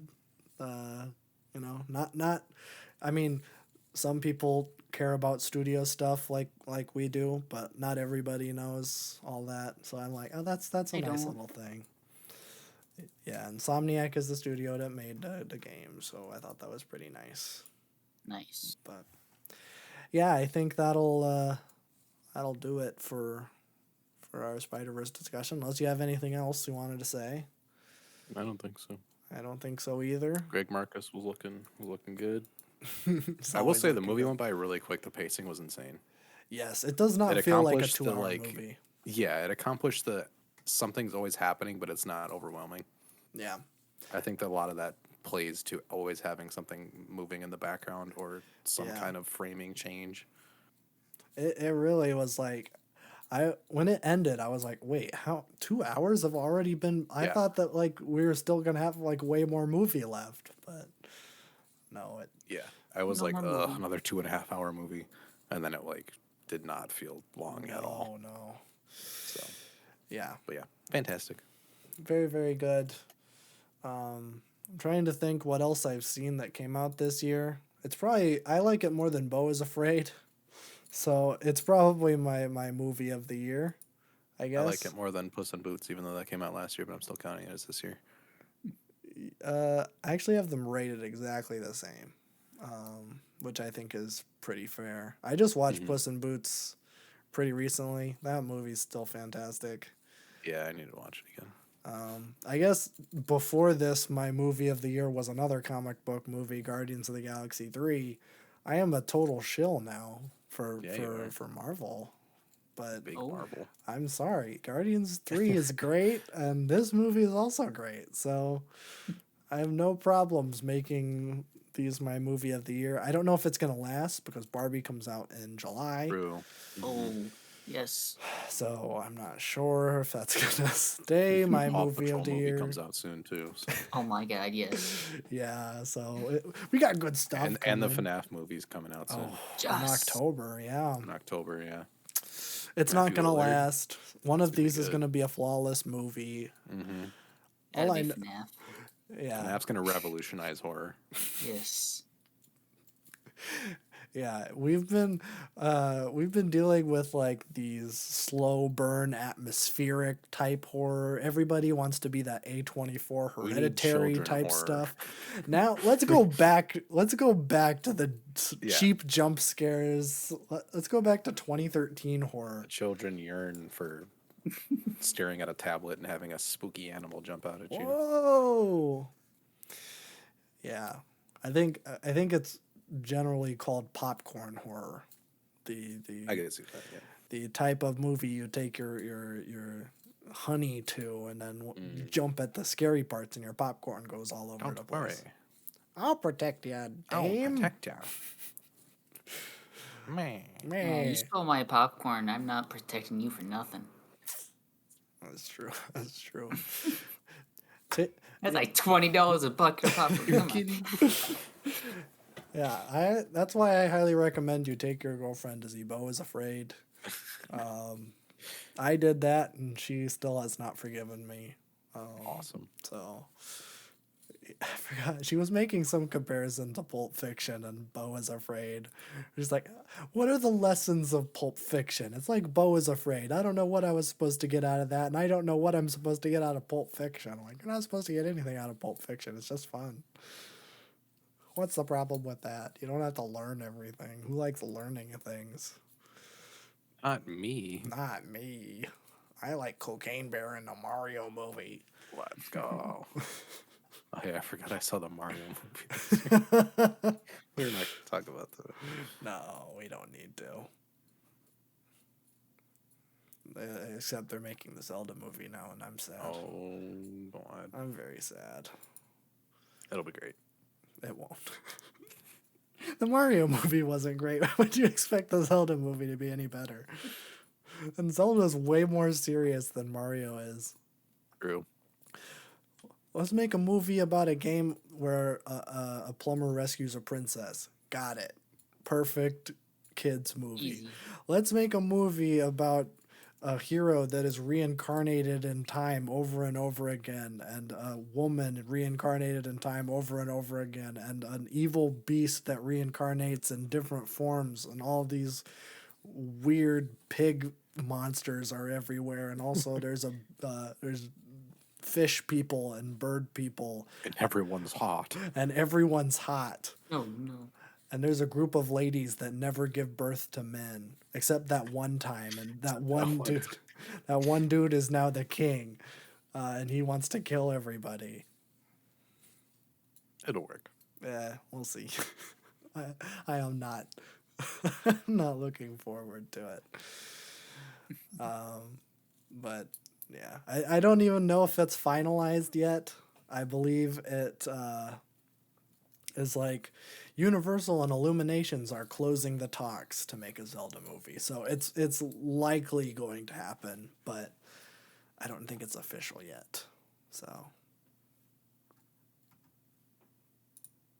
but on that note, let's pass it on over to Babby for music.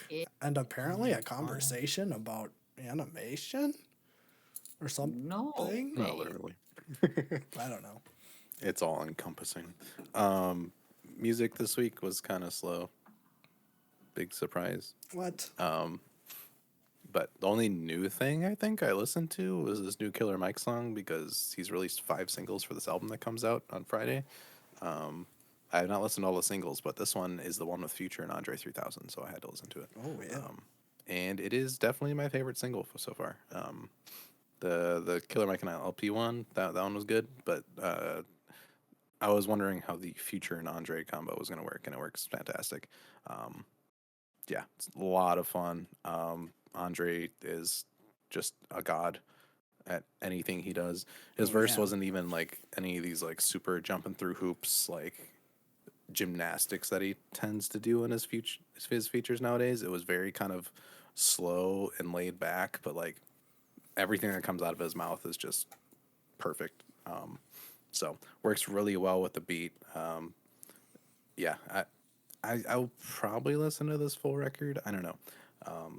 Killer Mike kind of leaves a bad taste in my mouth sometimes. So Okay. we'll see how this album is. The 2 singles I've listened to is pretty good, but that also has that Run song with Young Thug that was okay. Yeah. So we'll see how this full thing is sounding. Probably next week I'll probably have time to listen to it. But yeah, this one's pretty good, so check out that one at least. I feel like anytime there's an Andre feature, I have to listen to it no matter what song it is. Just because of his non-appearance in anything. Yeah. He's usually just in Japan playing a flute or something. He was in an A24 movie. Yeah. But yeah, very, very, very, very, very good. And Killer Mike adds a lot to the song too. It's not just the Andre show, which is good because you know, he can kind of overpower songs sometimes. That's why Frank Ocean put him on his own song. Right. But yeah, very good. Other things, Parannoul added their. I'm very late on this. They added their After the Night live set to Spotify.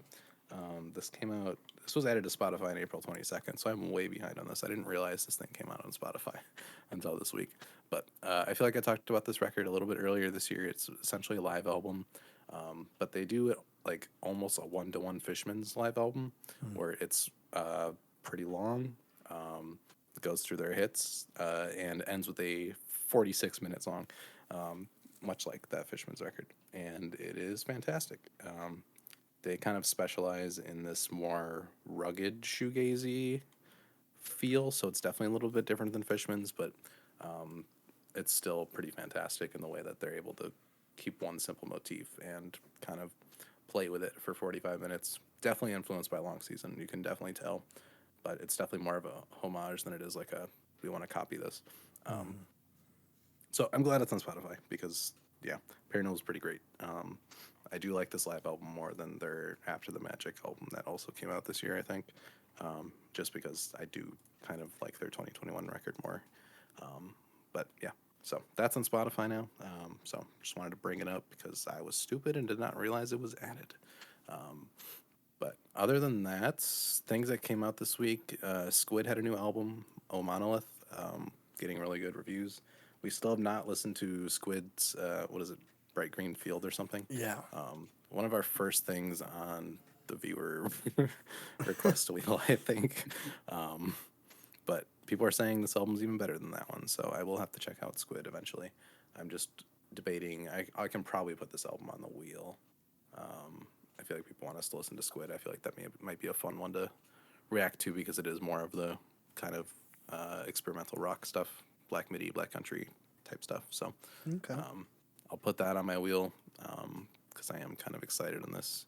But yeah, so there's that. And apparently there's I don't know this.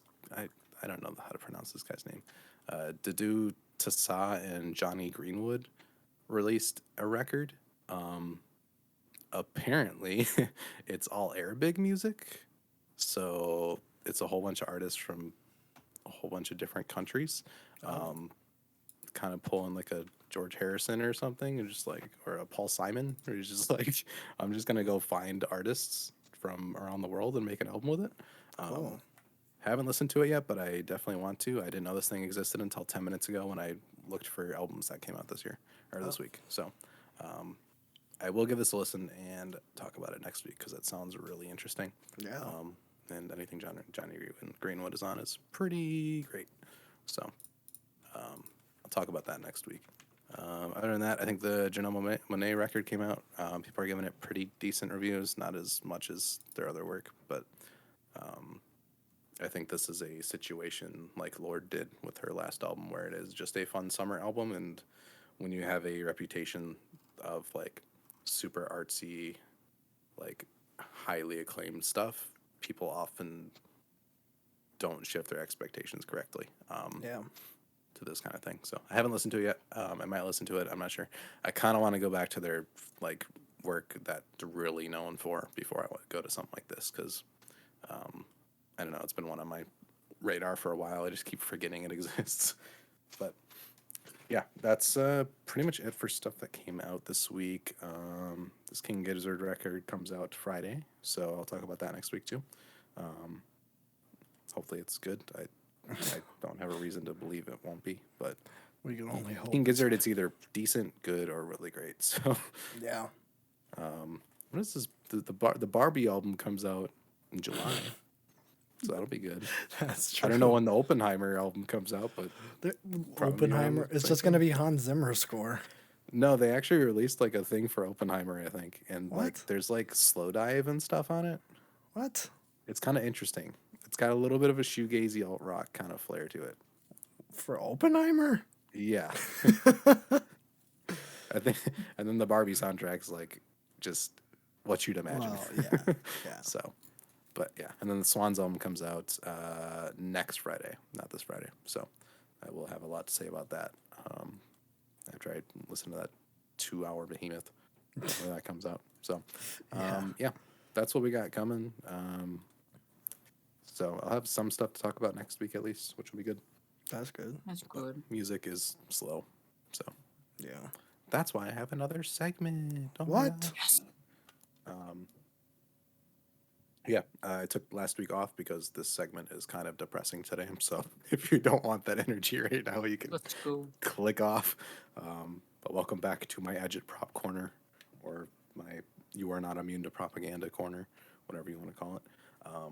So today, we're talking about neoliberal pop propaganda. It's me. Oh my God.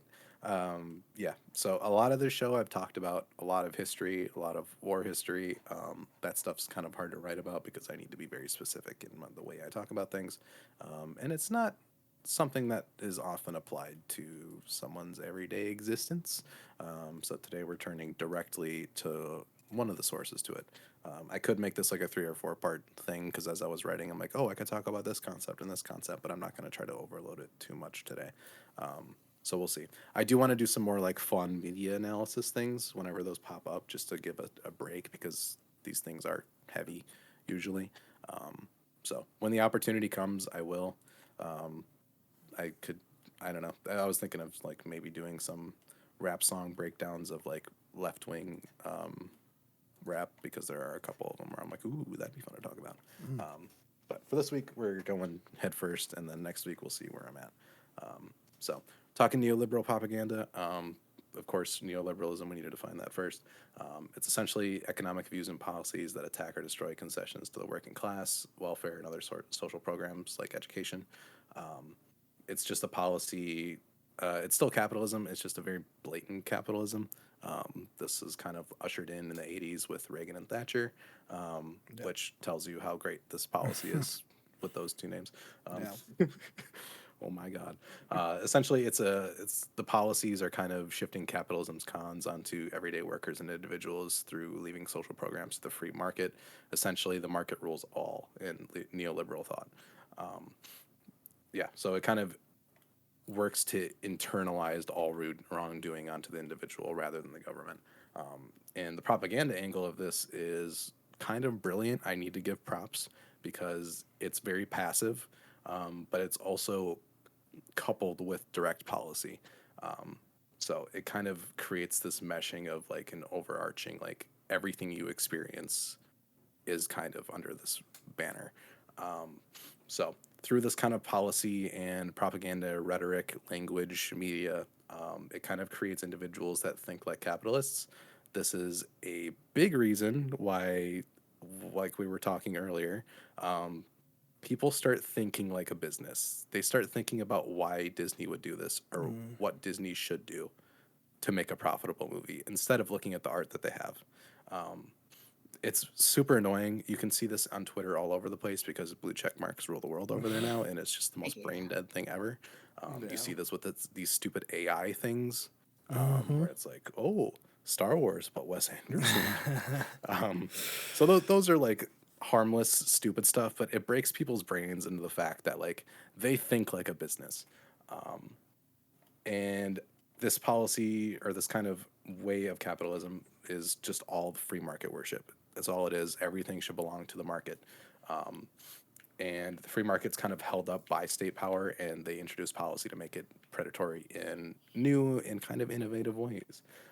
It's brilliant on paper. It's like it's so hidden and brilliant where it's like I have to give props because like you kind of popped off with this one, but it's so evil. Um, and they use propaganda and media to kind of make these policies more acceptable to the public. I have a whole bunch of examples. This is where it gets kind of depressing, but in a nutshell, the way to think about neoliberalism: profits are privatized by companies, and the losses are collectivized by the mass public. So examples, things like tying healthcare to employment, which kind of pushes the blame of not having healthcare onto the individual for being unemployed or not being a skilled enough worker to earn that healthcare. I'm not paying for some lazy guy's health care. Exactly. That kind of a. Yep. Bailouts and loans for businesses are considered welfare, while individual loan forgiveness and financial support programs are considered handouts. Education is not free. People are expected to kind of invest in themselves by taking out loans that will rid them with debt for years to get an education for a well-paying job that they may or may not receive. And while things like public school are still free, lunch programs are not free, unless you're in the state of Minnesota where they are recently free. But yeah, it's kind of an insane concept if you look back at school and like we had to pay for lunch at school. Yeah. It's a crazy concept now that you think about it, but yeah, so it turns language like welfare into handouts. Unemployed people are often viewed as lazy. Yeah, so this also spawns things like the gig economy. So the gig economy is essentially these services like Uber, Lyft, DoorDash, Grubhub, Fiverr, even any of these things that are kind of outsourced. And this kind of economy style thrives on unemployment, low wages, and inflation. It's marketed as a way to kind of have a job that gives you the freedom of choosing your own hours, work from anywhere, be their own boss, etc. I don't know if you've seen ads for these companies, but they're all Oh yeah. garbage. Like, I don't remember. I think it was DoorDash that did an ad campaign where it's like, I'm a Hollywood director now, and I started out doing DoorDash. Just garbage marketing campaigns. What do the two have to do with each other? I don't know. It's like the whole thing is like, here's a successful person. They started on DoorDash because you can be your own boss and make your own hours and grind to the top. It's garbage. But yeah, you'll see this kind of freedom kind of word come up a lot. Mm. For example, about this gig economy thing, in 2014, Uber said that the medium salary of their New York drivers was about 90K per year. If you look into that, the actual the actual thing was drivers in New York made about 12 an hour, so that's about 25K a year, which is not, especially nowadays, not even feasible as like something to keep you above the poverty line. No. Um, Mm. so Uber hires its workers as independent contractors. They're not employees, and that's for a very specific reason. They do not get things that like a minimum wage, health insurance, paid time off, sick days, even hours per week. These things cause drivers to kind of overwork themselves since every minute they aren't working is money lost for them. And Uber also allows drivers up to 100 hours per week before the app locks them out. So the grind set kind of mentality is built into this stuff, and it is extremely unhealthy. Mm. And at the same time, these apps can push away criticism away because like it's your responsibility as an Uber driver to get your own hours and be your own boss, despite your wages being like super low and you get zero benefits for what you're doing. Yeah. On top of that, if your car breaks down, it's on you. Uber is not paying for your car. You have to pay for your gas, your car insurance, cleaning the car. All expenses have to be covered by the worker. So this turns that $12 an hour figure that's already low into a wage that's almost like non-existent, especially with gas prices. Like, Mm-hmm. and another part of these apps is like half of your time on those apps is waiting for people too. You don't get paid for that time. You get paid for the ride. So about half of your shift you are working for free, technically. So yeah. So Uber can also do things like kind of skirt around labor laws because they're technically a middleman, or like they label themselves as just an app service and they hire their employees as independent contractors. So they're not technically employees. So an example of this is in U.S. law, independent contractors cannot unionize, which means the workers cannot organize for higher wages, setting a minimum wage, hour requirements, anything. This is definitely intentional. In 2020, Uber and Lyft spent around $200 million to stop a California law that would recognize workers of these services as employees. So this independent contractor kind of term of employment has kind of seeped into other industries like healthcare, for example. During the pandemic, nurses were being like hired on as independent contractors, which saves the hospital a ton of money. But again, there's no minimum wage benefits or an hour limit per week for these kind of things.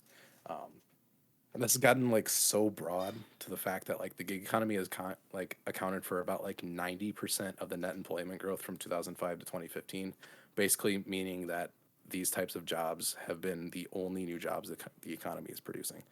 Mm. This also attacks jobs like taxi drivers, who are becoming more obsolete due to Uber's kind of cheaper, non-regulated service.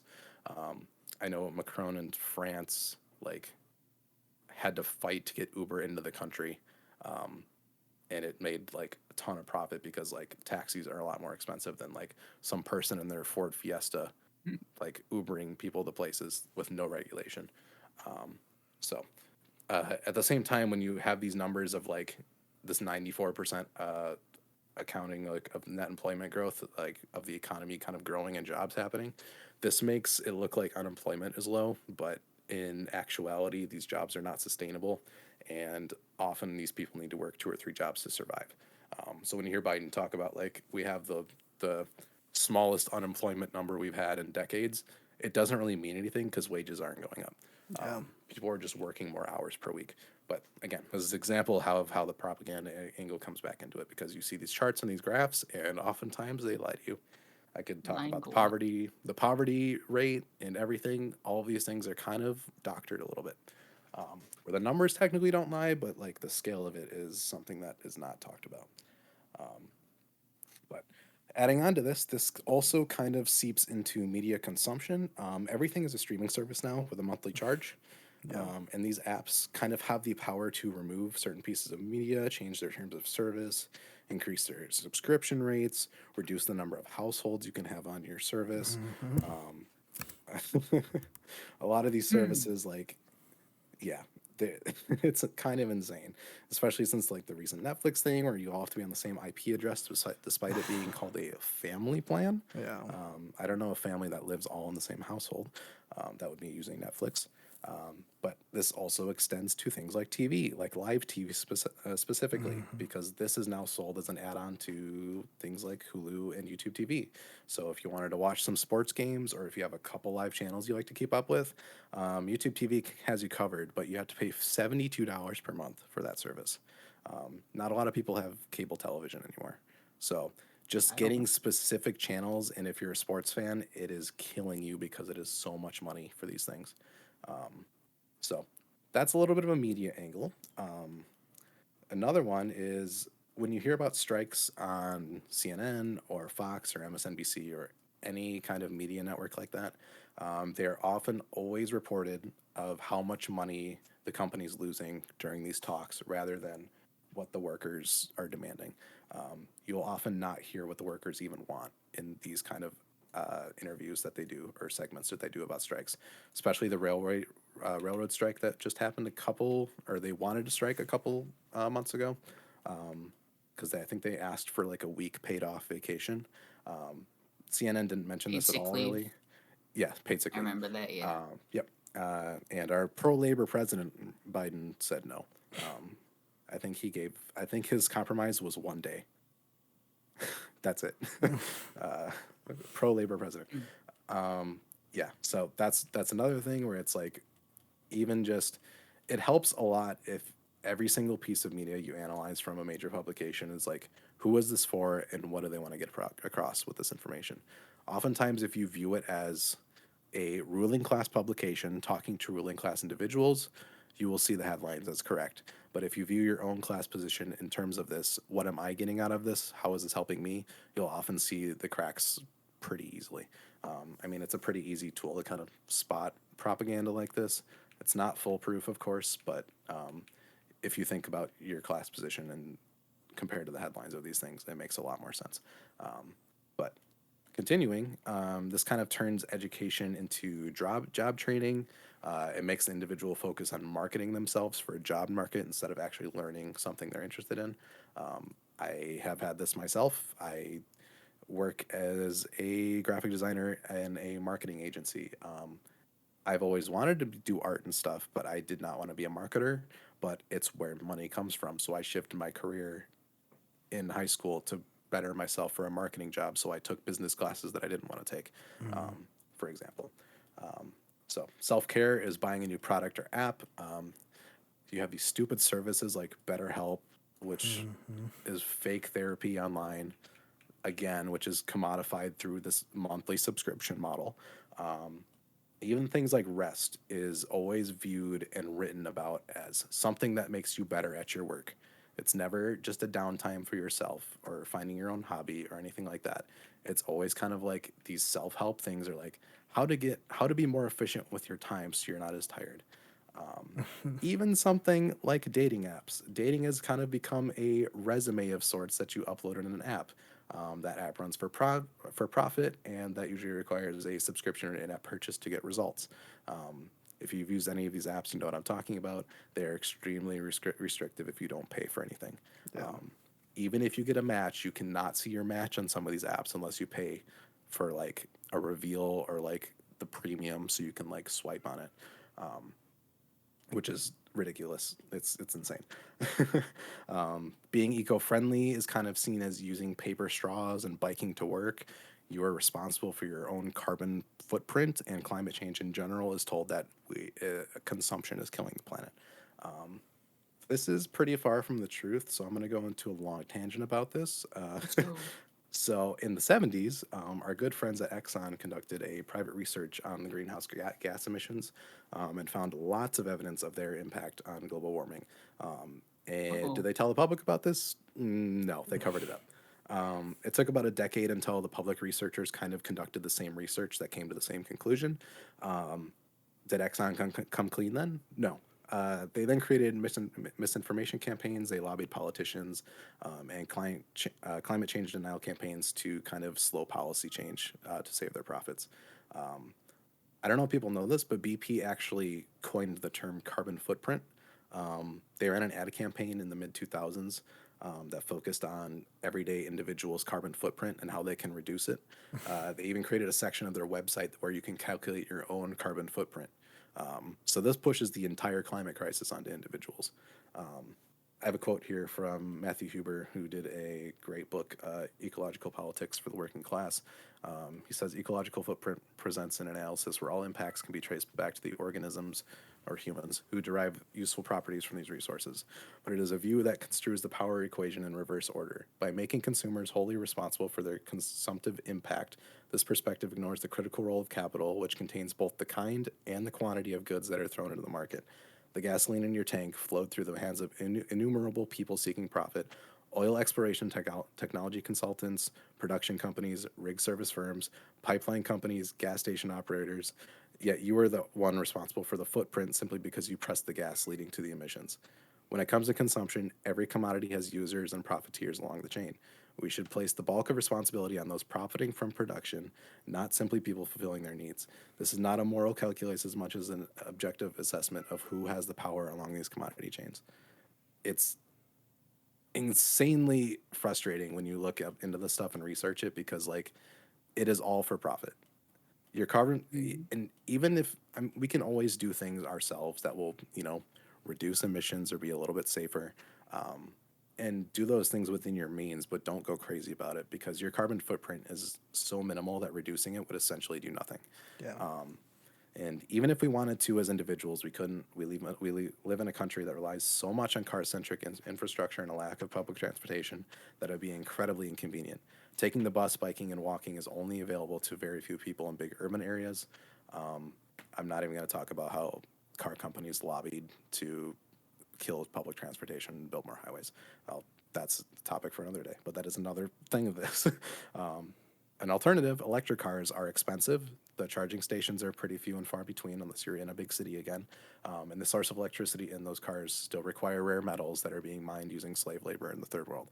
Tesla comes to mind for that. And they have an issue where their cars are blowing up, but that's another thing.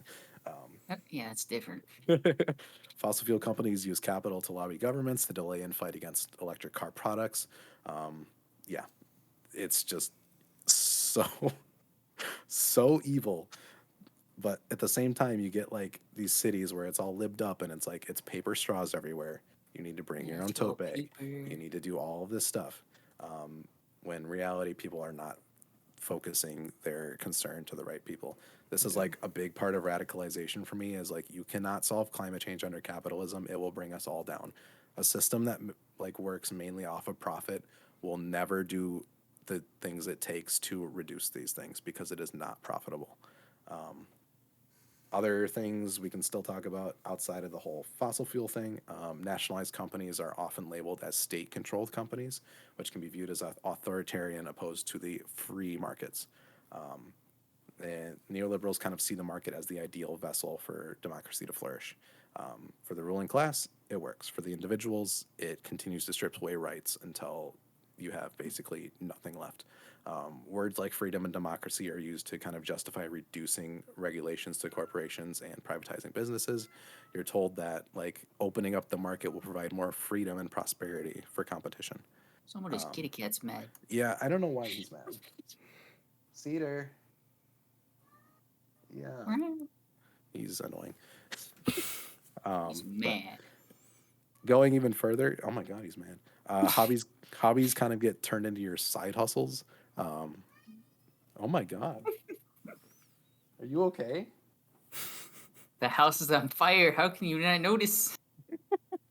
But yeah, things like hobbies get turned into side hustles. I mean, even for us, we did YouTube as a hobby, and like we do, make a little bit of money off of it now. But it is kind of a side hustle, if you want to call it that.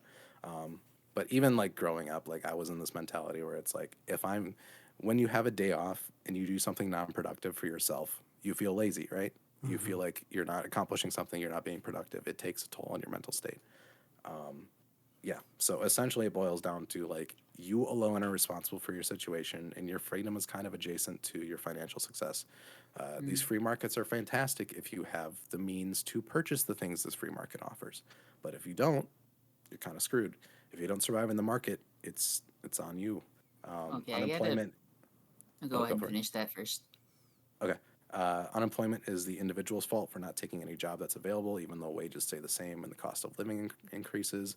Our productivity has pretty much doubled since the 80s, and wages have stayed pretty much stagnant. We're overworking ourselves so hard. There is a little bit of a movement for the 32-hour work week with Fridays off. I don't think that'll go anywhere in the U.S. at this current state, but I don't know places like France have kind of teed it up a little bit. But even stuff like, I mean, again, I work in an agency. There is such an HR push for culture and belonging in the family, and no, no, no, don't unionize because we're all friends here. Um, and people go Amen. to these presentations like South by Southwest and stuff like this, and they come back and share it with the rest of the group.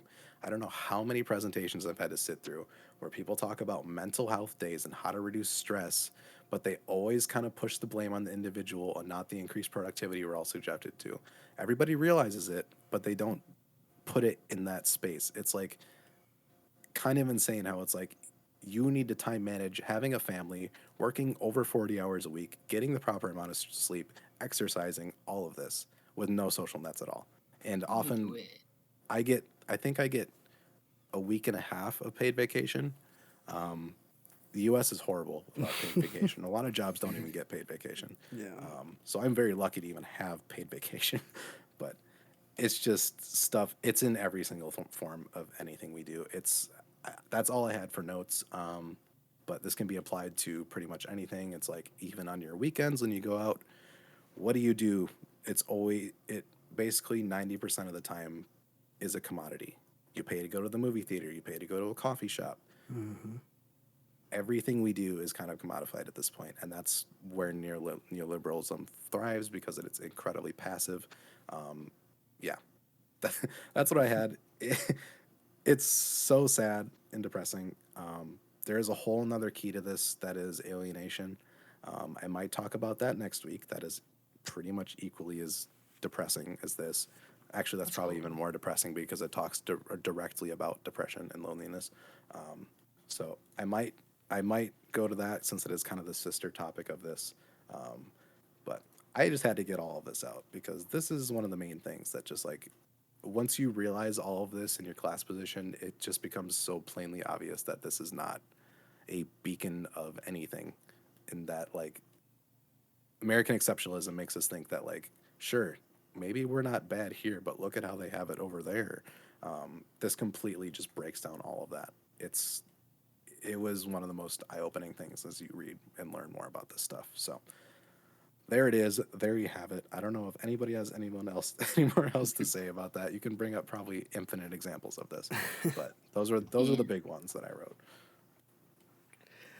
Um, yeah, I mean, like, kind of going along with that, I think I've become more intentional about, like, kind of taking time, and, like, kind of like what you were saying, where, you're feeling like, even on your days off, feeling like I'm not doing anything, Hmm. not accomplishing anything. I think I've finally gotten to a place where, like, I'm enjoying myself just to spite the world and Hmm. Mm. everything else.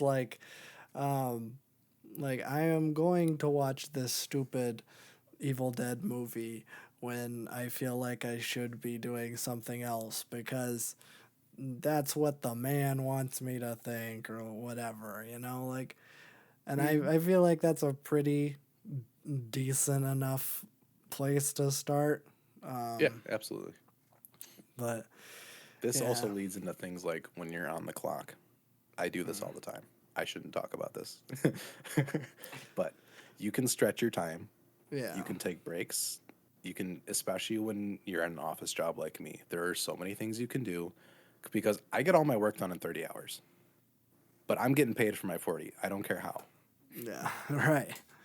because you expect me to work 45 hours a week, even though I get all my stuff done like that quick. I do my stuff, that's it. And yeah, I could do a whole other thing on like how predatory corporate culture is in general. I've witnessed it firsthand. It's incredibly annoying. Yeah. Um, Yeah. but yeah, It's depressing, but it's good to know about it because once you start recognizing it, you can kind of build a little bit more of a class conscious outlook and have a little bit more say in how you go about things. Um, and it definitely helps me like shut off the laptop at 5 p.m. when I'm done. Right. Like, if you're going to make me work more, I'm not going to be happy about it. I'm Yeah. going to let you know I'm not happy about it. Um, but yeah, just taking like even just such a small stance like that, it helps a little bit in just like framing of everything where it's like, okay, my labor is what powers this. You're paying me for my labor. I'm gonna do all the work that I can in the time that it takes, and that's it. I'm not gonna like buy into your corporate culture Yeah. or use all your funny sayings or any of that kind of thing. Um, because every company has them. They seem really nice and inclusive and cool on the surface because it's like, oh, these are cool things, or it's like, oh, we have these happy hours and stuff. But it's pretty predatory at the end of the day because it Mm. reduces kind of union talk. Um, I know union talk is kind of like more reserved for a non agency culture like I'm in, but they still have their efforts to make sure it doesn't come up at all. Um, yeah, it's kind of ridiculous. Yeah. Even the work from home thing, they've been trying to look for any excuse to get us all back in the office because someone watching over your shoulder to make sure you're working is going to make him feel a lot better about the productivity rather than when people work at home and they can actually take their breaks or work outside or do whatever else and still be as productive and good. So Yeah. yeah. I don't even get breaks. 'Cause Exactly. no one there to I cover don't the. get a break either. I get an hour lunch, that's it. Yeah. My I There. don't eight and get a half lunch. hour I day. haven't had breaks. It's I great. I think my perspective's a little different, just that I'm not working for a giant corporation or anything. I work for the federal government. Hmm. But going along with your break stuff, they actively tell us not to take lunches. Yes. We're expected to get there at 7 a.m. and then work through around 3 to 3:30 ish and not eat. Like there are signs posted like around the office, like totaling up how much if you take a 10-minute break for lunch over the course of a year, how many hours are you wasting? You have a By set amount that you're delivering. Yeah, we do. So like, but yeah, that's the weird thing too, is that like then you were like, oh, okay, well, if you're not supposed to break, then maybe like you bring a sandwich or something Hmm. with you in the truck. You can eat, eat while you drive or whatever while you're delivering. And then there's signs posted like on the truck and in the loading bay. So it's like, do not eat while you are driving because we don't want you to get into an accident. But also, you can't take a lunch break without losing a bunch of hours in the year. So it's like, so you just want us to starve. But Yep. like, that doesn't seem healthy either. Um, but yeah, that's literally the only like bad thing I can think of. And also like we are kind of salaried, so really like if That we works in good ways for you if it you're it salaried. does in that like it okay. So like what you were talking about with like stretching your time and like taking that like getting your work done but like still being present. It's Hmm. like I don't want to do that, and because I'm like kind of salaried, or at least I will be once this kind of probationary period is over, then like it actively incentivizes you to do the route as quickly as possible so Yep. that you can be done before that like time that you're supposed to be finished in. But like the route that I'm on, we can our salary kind of is like 9.5 hours a day. That we're not usually hitting that, but like Hmm. that's for our route. Most routes are like 8. I don't know why my route is very high, but Yeah. yeah. So it's good for us because we get paid for 9.5 hours as opposed to Hmm. 8. But yeah, there is no. If I was to stretch out my my delivery or stretching out like maybe me organizing the route at the beginning, then that wouldn't be getting anything. I wouldn't be running the clock or anything because Right. I think it depends on the job type you have, yeah. for sure. Like if you're in a corporate office and you're salaried, take a 30-minute bathroom break. Who cares? Oh, Go outside sure. for 15 minutes. Who cares? Yeah, Like, yeah. these are healthy things that you need to do during your day. Right. So yeah, it definitely depends on your job and what it is. But like if you're salaried and your route's 9.5 hours, if you get that done as quick as possible, that's still good. Like Right, right. here's my productivity. I did my job. Give me my money. Like that's it. Yeah. But I don't know. I don't have many bad things. I know I was just complaining, but I mean we do No, yeah, have a I mean- we have a good union. Yeah. And like it feels like because it's a federal government, there's obviously bad sides to it too. There's a lot of Yeah, but often dumb the federal bureaucracy. government workers like still get pretty good benefits Oh comparatively. yeah, no, Yeah. I my benefits are pretty dang good, and my pay is pretty good too. It's weirdly specific, but Yeah. yeah, Despite the capitalist hellhole we live in, working for the government in a non-harmful agency is a pretty stable income yeah, compared to privatized businesses where the minimum wage is still $7.25, right. $7.50 or whatever it is. I think it's 7.25. Yeah, I see that poster every time I great. walk in. It's awesome. Yeah. I don't even know why they have that poster up because I'm pretty Yeah, sure you're everybody gets salaried. paid more than that. I think it's just because legal thing. I mean, I'm sure. Have to let the employee know. Just in case there's that one employee that you're paying like $6 an hour for some There's reason. no way. Like, Yeah, I didn't even talk about child labor laws. oh, those I are was rolling good. back child labor laws. Yeah, Let's yeah. go. There is this Haven't- kind of concept of a reserve army of labor, which intentionally keeps a group of people unemployed because those people will take jobs that are lower wages than the normal worker would do. I know Babjeb, friend of the show, has run into this where most of the jobs he's getting pay way less than what he's doing, and he quits right away if that's the case. Yeah. Which is what you should be doing because like there will always be a group of people that will take the lesser opportunities because they are desperate. So it is very intentionally that there is a reserve army of labor ready to go at this Yeah. point, which is just another thing to add on to all of this. It really is. Just wait until we talk about alienation. Oh boy. Sounds like we're gonna have a great week next week. Oh yeah. My writing was angry this week. Next week's gonna be off the rails a little bit.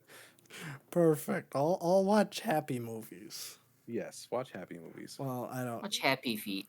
Watch No, Happy I'm Feet. not gonna watch Happy Feet. Are you kidding me? Happy Feet 2. That's I'm the not second gonna- one, right? We should just like watch a Yes. movie that's like entirely not like an allegory for capitalism and then try to spin it like it is one. That'd be funny. Kung Fu Panda. Ooh.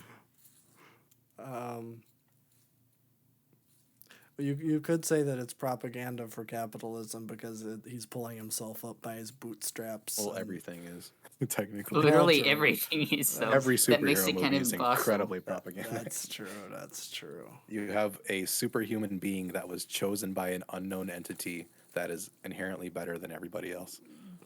Right. There you go. And that one individual alone is going to save society. That was one part in the Spider-Verse movie where I was like, when they showed the alternate dimension where like his cop dad died. And Uncle Aaron was like doing his crime syndicate and like the whole city was just collapsed. Yeah. I'm like, yeah, that's a little I was like, Mark. Didn't real like that life very isn't much. like that, and we don't No. have Spider-Man. Although New York City The is like NYPD that. is like one of the biggest terrorist organizations in the world, and we're still not that bad. Right. That's what I was saying. Like New York City is like that, but it's not. It's not super Not villains. hellfire, like yeah. It's the people who are just, supposed to be protecting us from the super villains. Yes, yeah, Yeah. yeah. Those dang homeless people are too rowdy. You got to have the special tanks that they have NYPD get supplied to shove them out of the street. Robot dogs. Yeah, the robot dogs. That'll work. Woof woof. But that's my segment. What a good note to end it off on. I would Oh, say nice. so. Okay. Well, next week's gonna be even angrier. I'll try to counterbalance that. Hope I'll maybe. just play like the happy cooking music There we go. for the whole podcast. I don't know what I'm gonna watch that's gonna counterbalance it. Army of Darkness is supposed to be a funny haha movie, so True. even though it's called Army of Darkness, which sounds like a demon movie, I don't think it's a demon movie. Well, kind of. But No way. yeah, I don't know. I'll have to think of something. Yeah, but yeah, I'm trying to think. I think all the gaming stuff's over, so I don't know if we're gonna get a whole lot of gaming news. Unless they let me in the CS2 beta. Well, yeah. It's yet to be seen. They said they rolled out more. Still didn't get one.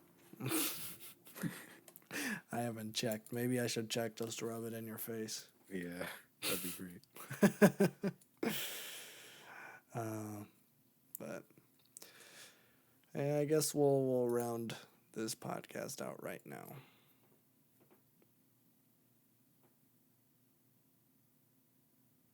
Three. Bye.